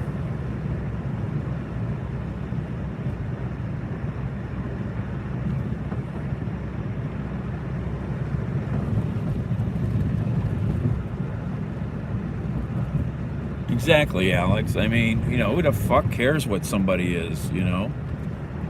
Jesus. I bet if I ask a few of you here, a couple of you might not be nudists, but you might like to walk around your house naked, you know? Because it's just convenient at that moment, you know? But then I know people that would never think of walking around their house naked. You know?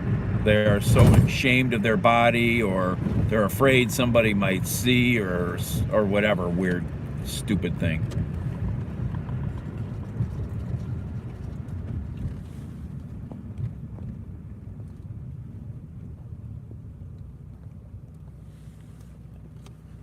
Well, I don't think it was a kid. I heard it was an older guy. I mean, I thought this guy that got arrested was, you know, I don't even know the age, 30 or 40, I thought. Doesn't matter. You know, that has nothing to do with his fucking weirdness. You know, the fucking obscene thing here. Yeah, that's not a kid. 42 years old is not a fucking kid. Thank you, Tubbs. You know.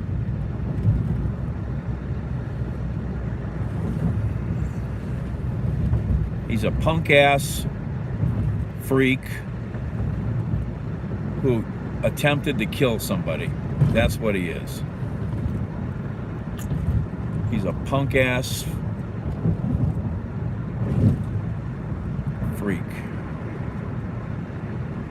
And did you hear any Republicans or anybody on the right really coming out publicly and screaming, this is horrible, nobody should go take violence? I don't think you did hear that, did you? Even Fox News wouldn't say what the guy had on his website. Assholes.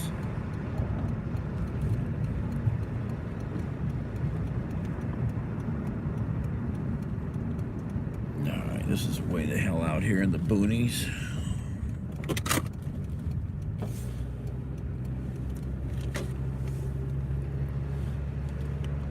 Alright, where are we at here? Gotta go up here, back into a neighborhood, make a shitload of turns. Alright. The Cleveland Plastic Surgery Institute. You know what kind of neighborhood you're in when you see that.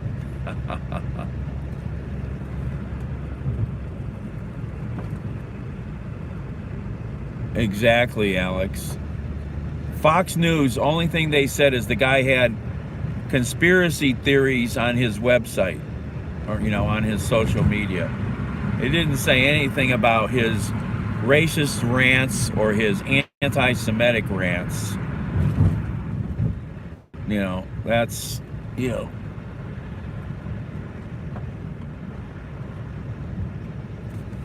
You know, so they just leave out enough to keep their fans, you know, happy.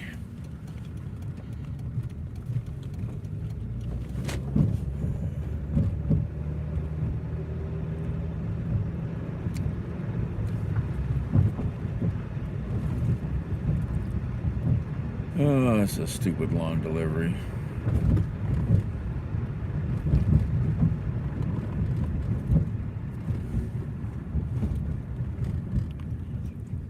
Mayfield Heights bungalow houses, tract homes.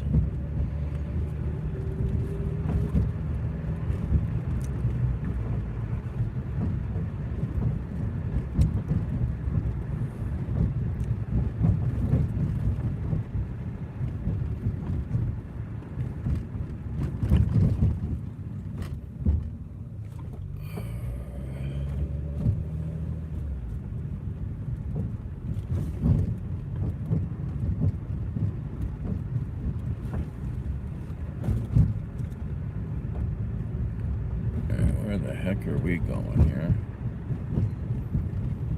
All right, well, we're almost back to Mayfield now. Where are we going here?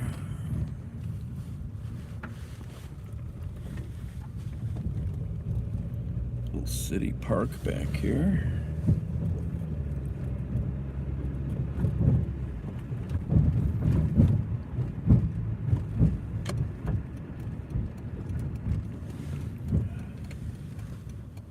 Look at all that sewer work. What's going in there? I'll come back. I want to see what they're building back there. It looks like a big apartment building or something. All right, down here. All right. Let's get this delivered.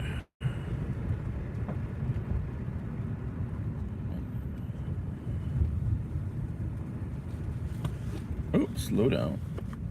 The customer requested you leave the order at their door. They added the following instructions. Leave at my door. Leave it at the door. Okay. Oof.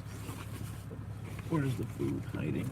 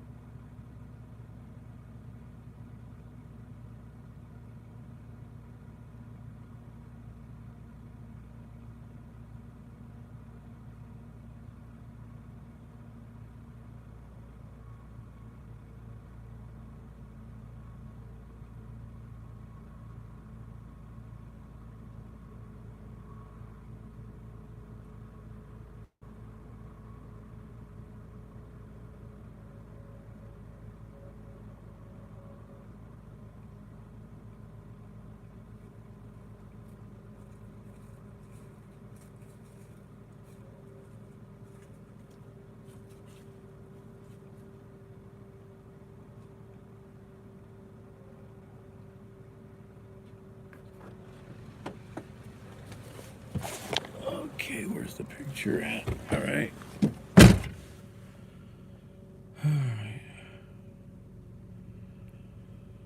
All right, that's done. Now I can eat something. And I'm way the hell out in the middle of nowhere. All right.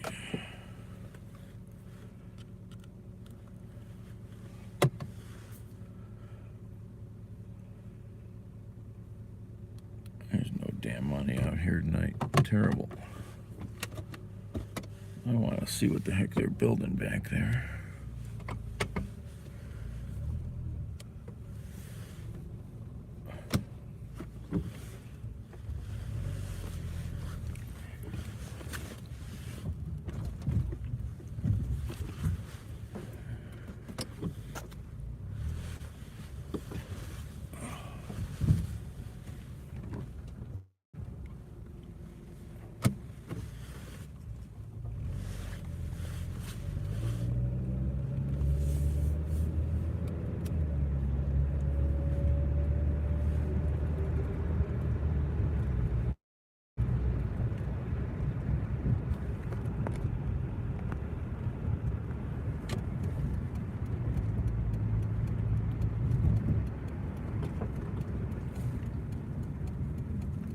Yeah, it's a pretty big little project going on here.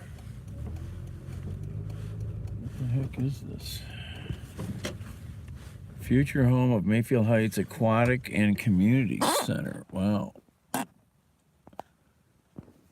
That's a big thing they're going to build here. Big fancy pool. Wow. Like I said, it's big, whatever it is.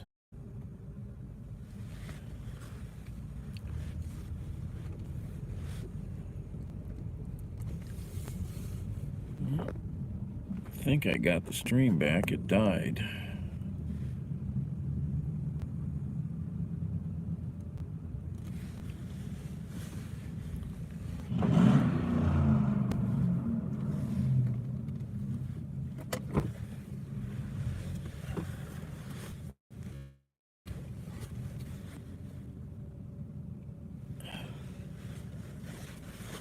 I don't know if anybody's still here. Damn phone crashed. Last time I ever tried to bring the stream back, it never came back. I'll be right back.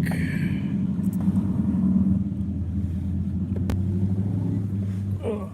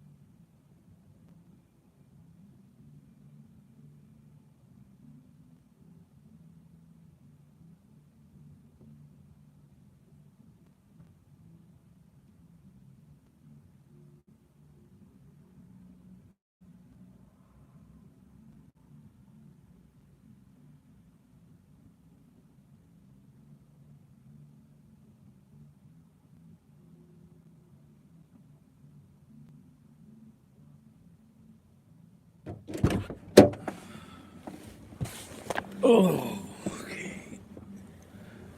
Chocolate milk.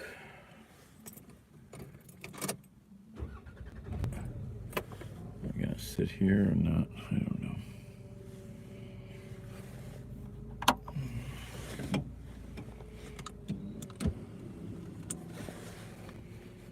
I got too much stuff in this car. It's out of control.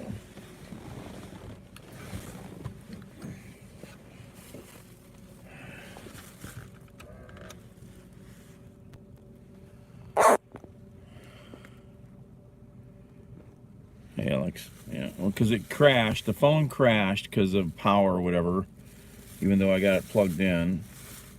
And, you know, so I had to restart the phone. And only once before when that happened did I come back and find the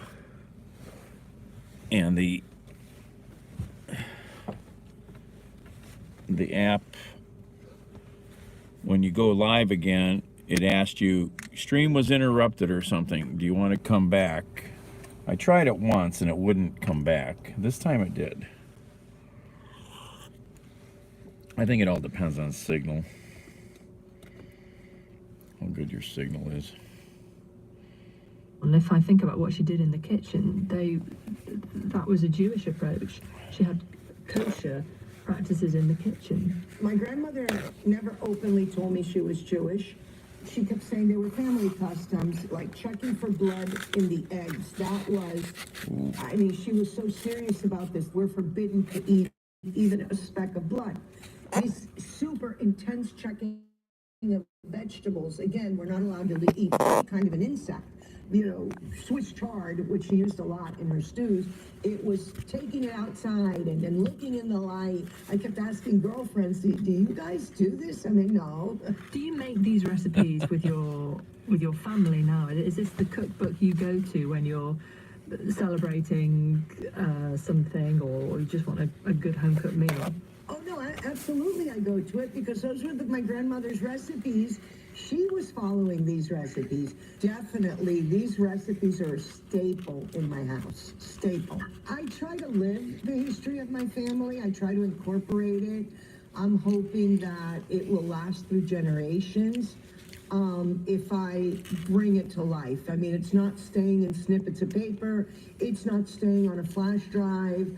You know, I made a big flashy book. I'm hoping that this will last generations. Jeannie Milgram in Florida. Right, time for the chickpeas. Yeah. Give it a stir. Add the Swiss chard leaves and the stems. Right, lid on and then 5 minutes. While we wait, let's talk to Stella Hannon-Cohen in Zimbabwe. The forbidden foods of the Sephardic Jews are believed to have spread through the Middle East and Europe and Latin America as the persecuted fled Spain, taking their culinary style with them. Stella spent years tracing their dishes to the Greek island of Rhodes and published a cookbook, Stella's Sephardic Table, in 2012. It gives an insight into how the food of the Spanish Jews picked up flavors as they started a new life in Rhodes, which then was part of the Ottoman Empire. The grandchildren love what they call pink rice, which is a tomato rice pilav that dates back to medieval Spain and then the Ottoman Empire. And then there's the much prized marzipan. And to this day, when I had a talk, I gave an address in Madrid, and I took marzipan that I made in my kitchen in Zimbabwe and handed it over. And there was a gentleman from Toledo, and he had tears in his eyes, and he said, "No es posible, it's not possible how a woman in exile from Spain over 500 years is making the same as we taste in Toledo where I live, and it's even better." So that's a testimony to how we've kept with such pride and clung to That's pretty cool. The recipes of medieval Spain. Pescado frito, fried fish, was something that the Jews of Spain would make on a Friday night. And when we were in exile and went, some of us, through Holland and ended up in the UK, the iconic fish and chips came from the Sephardim that landed in England. Is that so? I've heard that rumour. Yes, that is so. I do find it quite a bold claim that the Sephardic Jews brought fish and chips to the UK, you know, the UK's iconic dish. How do we know that they did? Look, I don't know with certainty, but we don't mix meat and milk. So we always used olive oil at the time and never butter or lard. So our way of frying fish was not the usual, just the Sephardic Jews did that in Spain.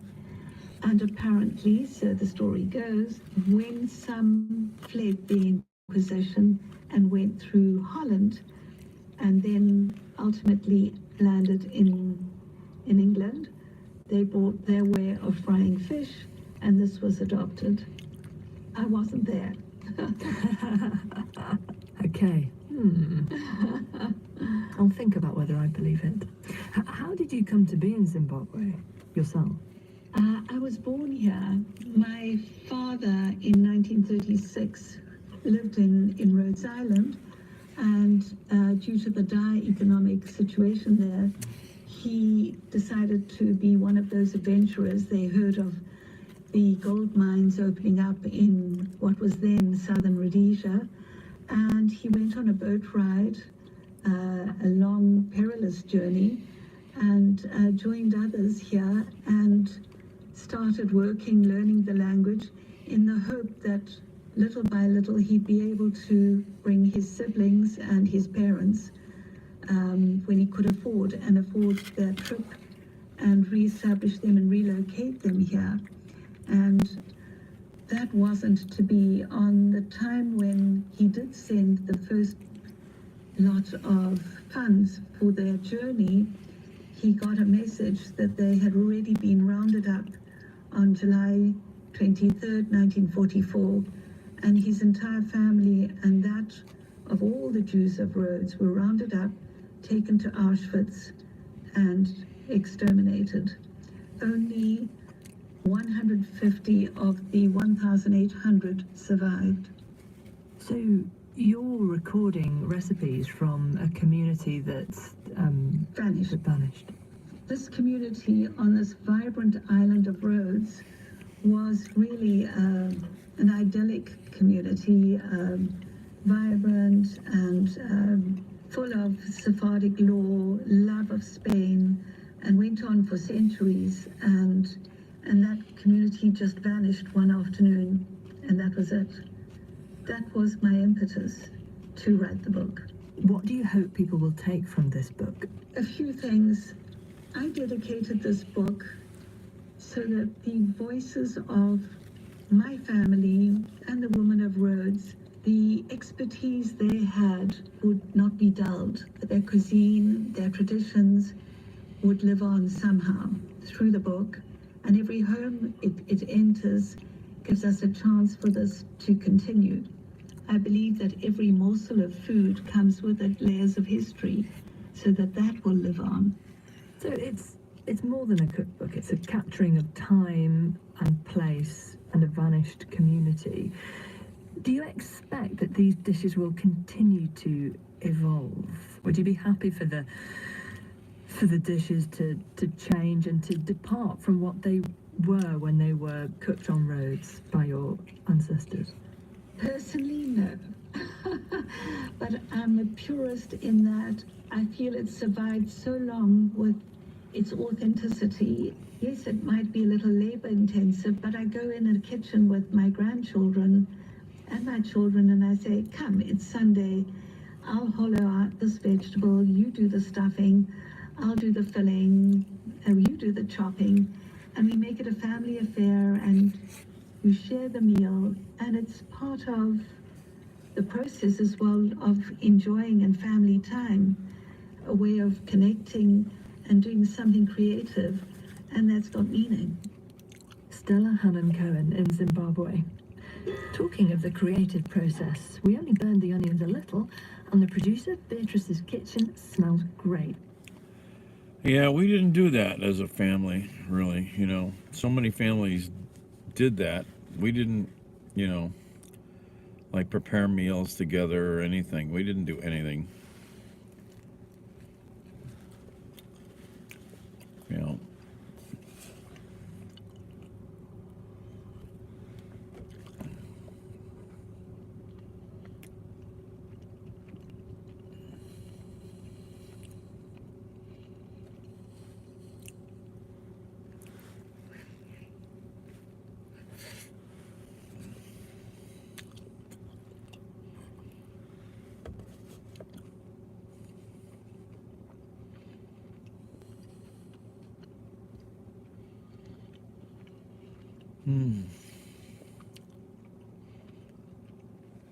This is okay. I mean, I like it, but there's at least one other chicken Philly I like better.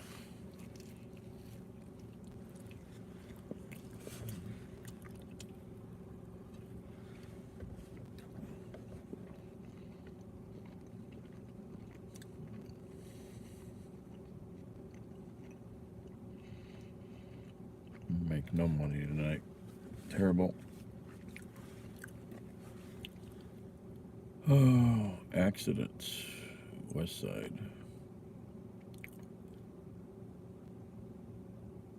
No money out here at all.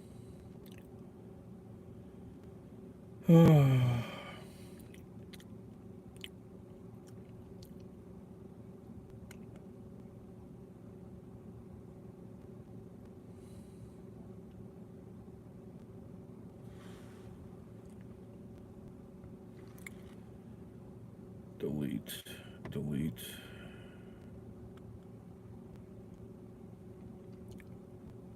Let's see, there's deliveries on the west side still out there.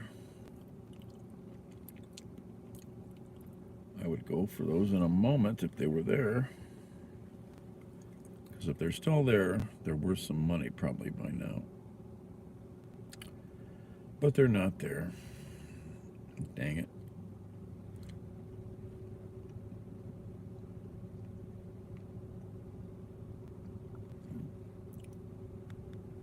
That's a shame.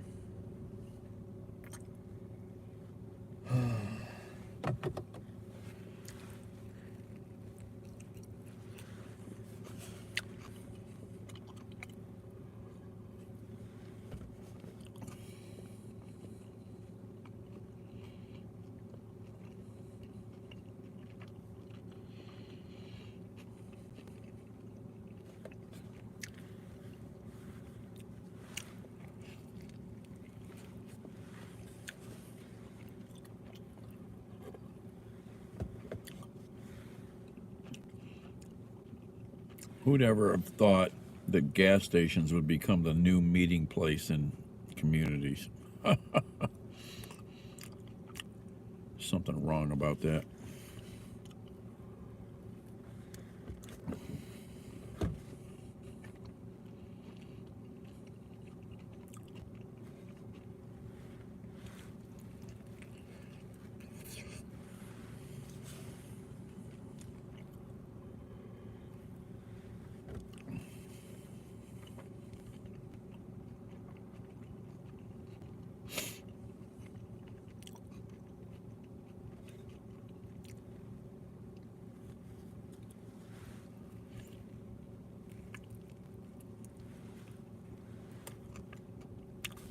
What part of LA do you live in, Alex?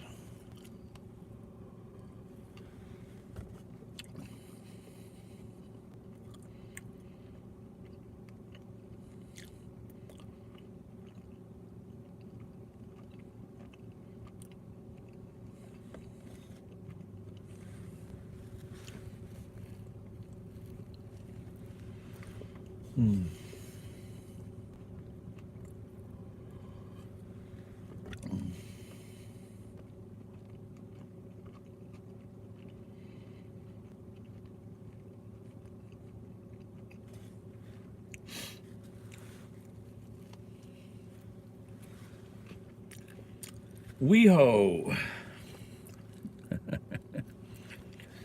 Weho. Not Soho. Weho.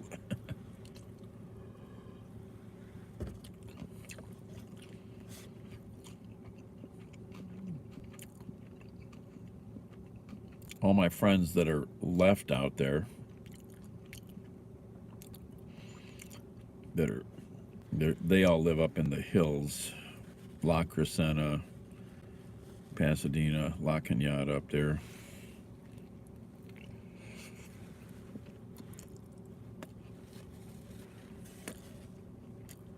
Bruce used to, I guess he lived up there a little bit. Then he had all kinds of houses. Nobody ever knew everything about him. And he was a good friend of everybody's. I mean, he died and they found out he had a house in Burbank.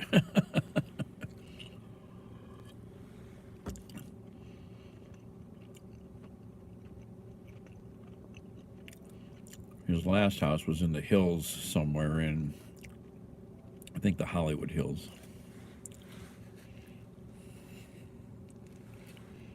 I went by it once. I don't remember where.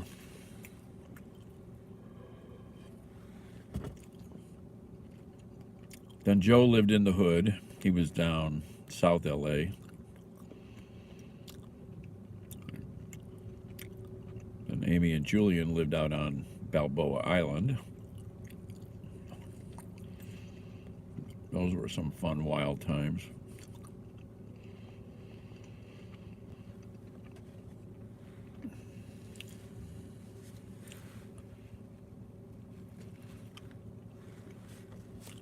I need to get out there.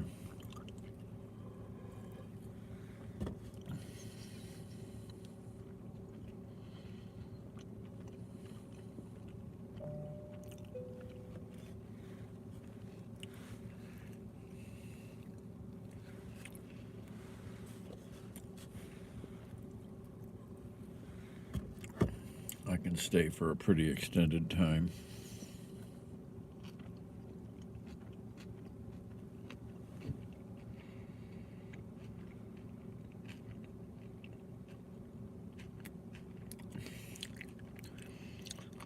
No, I get it. I mean, I don't know how people survive out there. I mean, wages are better generally in, in a lot of places, but, the cost of living is crazy,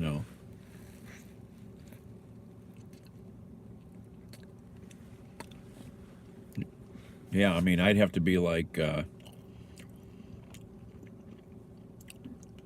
can't think of his name. What was that dude from the OJ debacle, living in the pool house? That would be me. I would have to live on somebody's. Somebody would have to be my patron.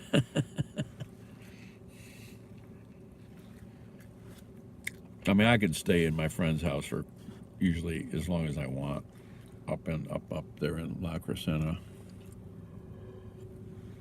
It's a pretty big place.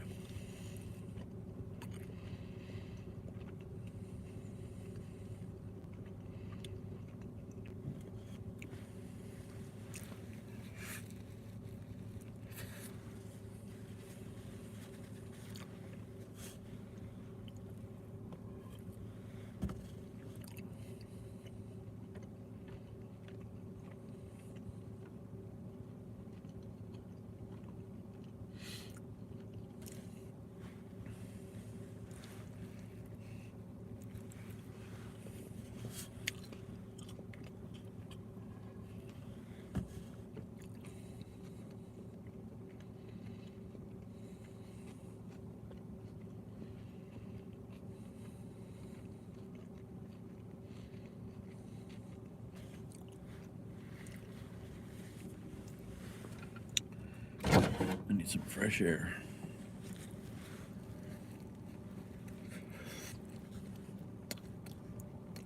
I hate being in anything in a house or a car without some windows cracked. I don't care what the temperature is. I need fresh air.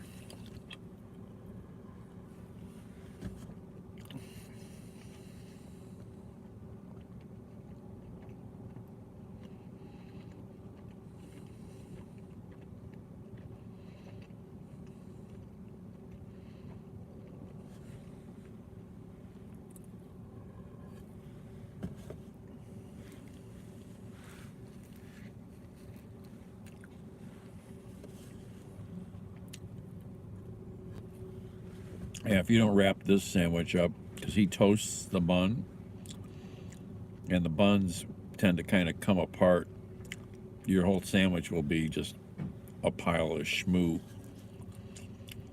and you'll need a fork.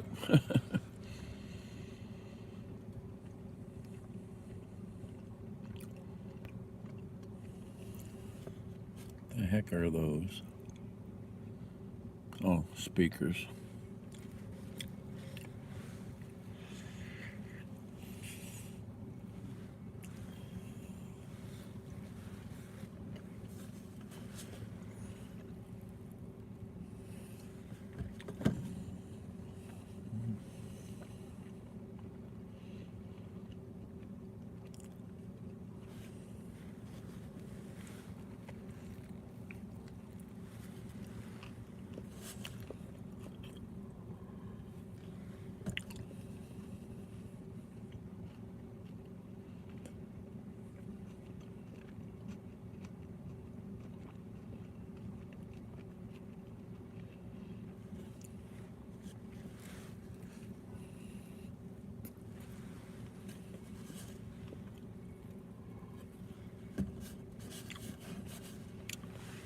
This is real milk. Yeah. I hate low-fat chocolate milk.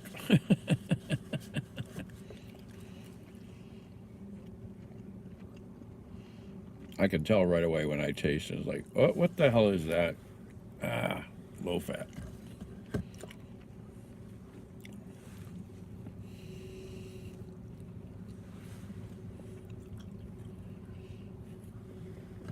Decades I drank the low-fat regular milk in my cereal, but then the studies came out and said, no, you need the fat, just buy the regular shit. So I stopped that.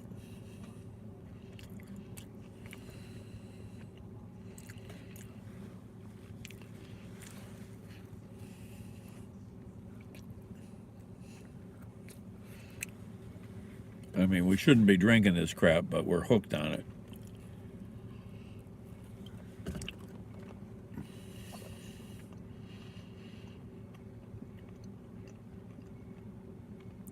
There's this whole technology group over in Sweden or Denmark, and they got together. We're talking scientists and data people and, all kinds of smart. And they've developed milk that they grow in the lab. And it does not have any lactose, which is a big problem on the planet for a lot of people. And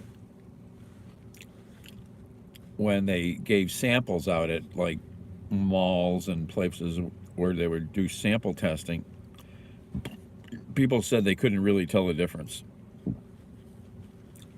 They grow the cultures in the lab, type of, and they've scaled it now to be able to be done in a production level.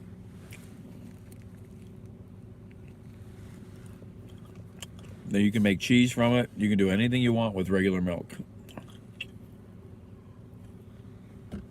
No cows needed. So none of all that crap that cows consume and waste and cost.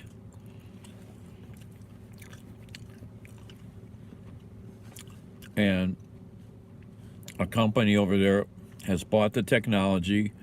They're building the first real plant to produce this stuff. One plant will eliminate 50,000 cows. That's a fair amount of cows.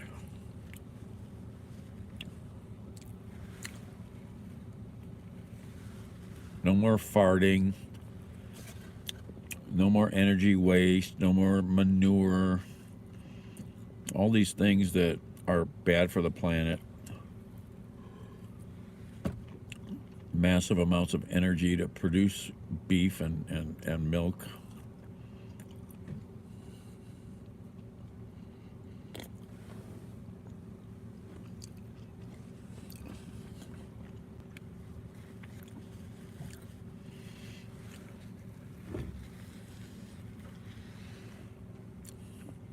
I want to taste it.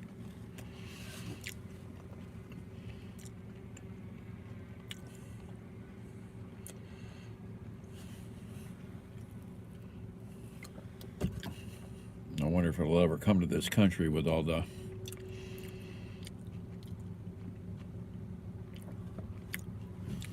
sort of monopolization of the milk industry over here.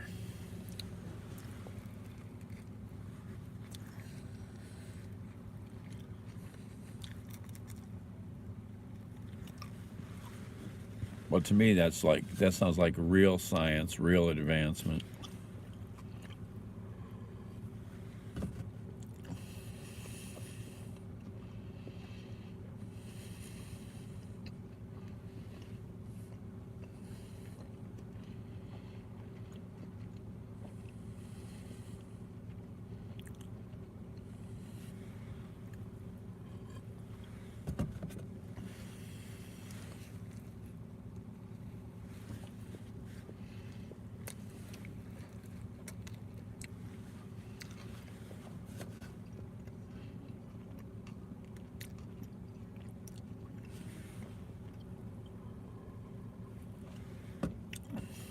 I have another friend in LA. You may have heard his voice. He's a rock radio DJ.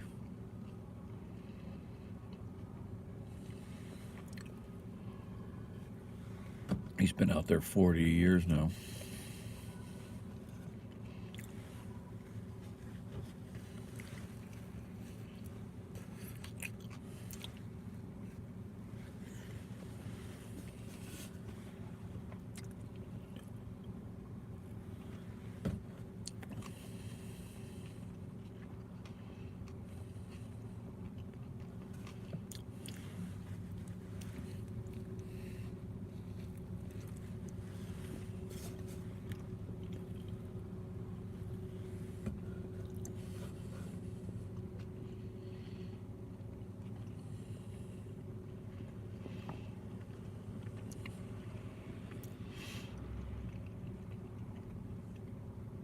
Uncle Joe.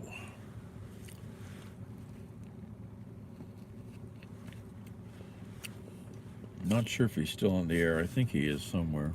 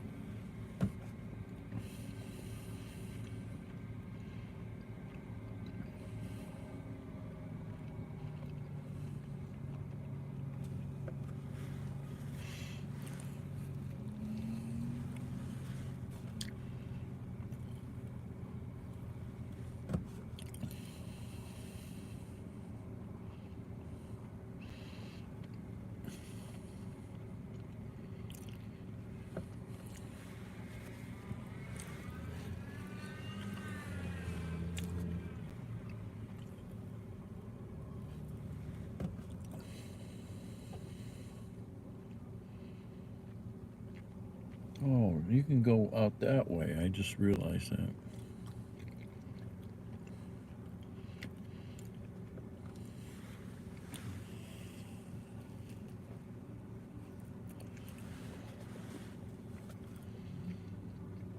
I guess there's a bunch more land here to develop.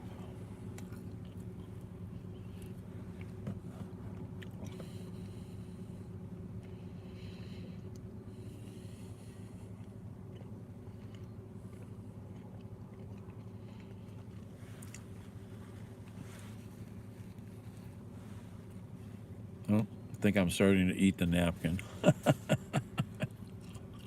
little chewy.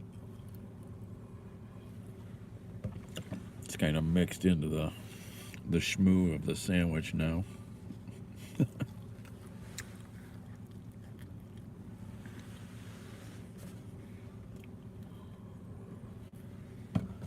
Oh.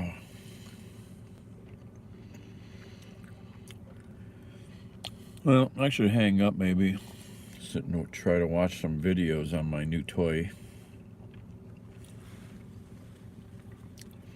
so we can start bringing you smoother video.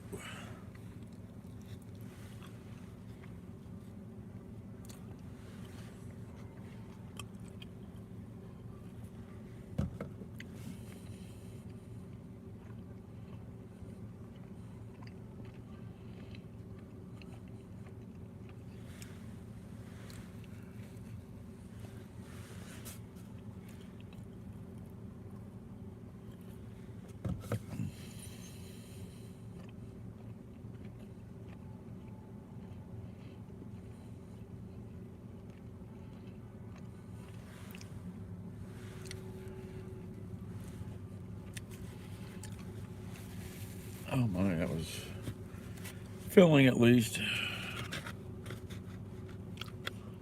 Not as tasty as the one I think is the better one. I don't think I've found a really good chicken Philly yet that I really could say is awesome.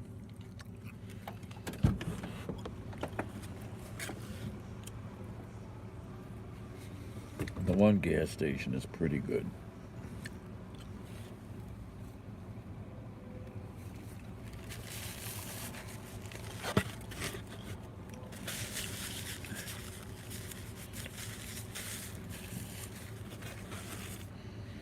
Let's throw this up. Ugh.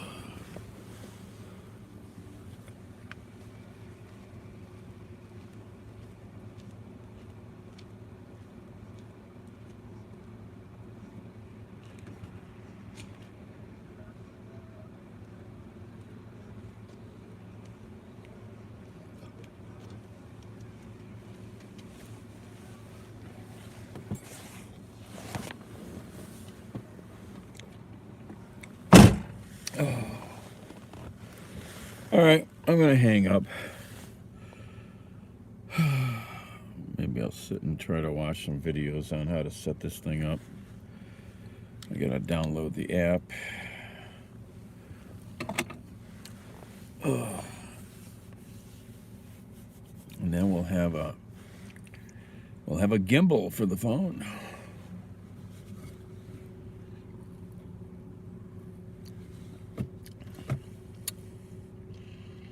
We'll be halfway high tech. All right, see you guys later. Thanks for hanging out.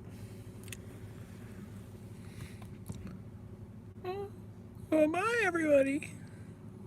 Have a good Sunday. Bye. Sweet dreams. Check your smoke detectors.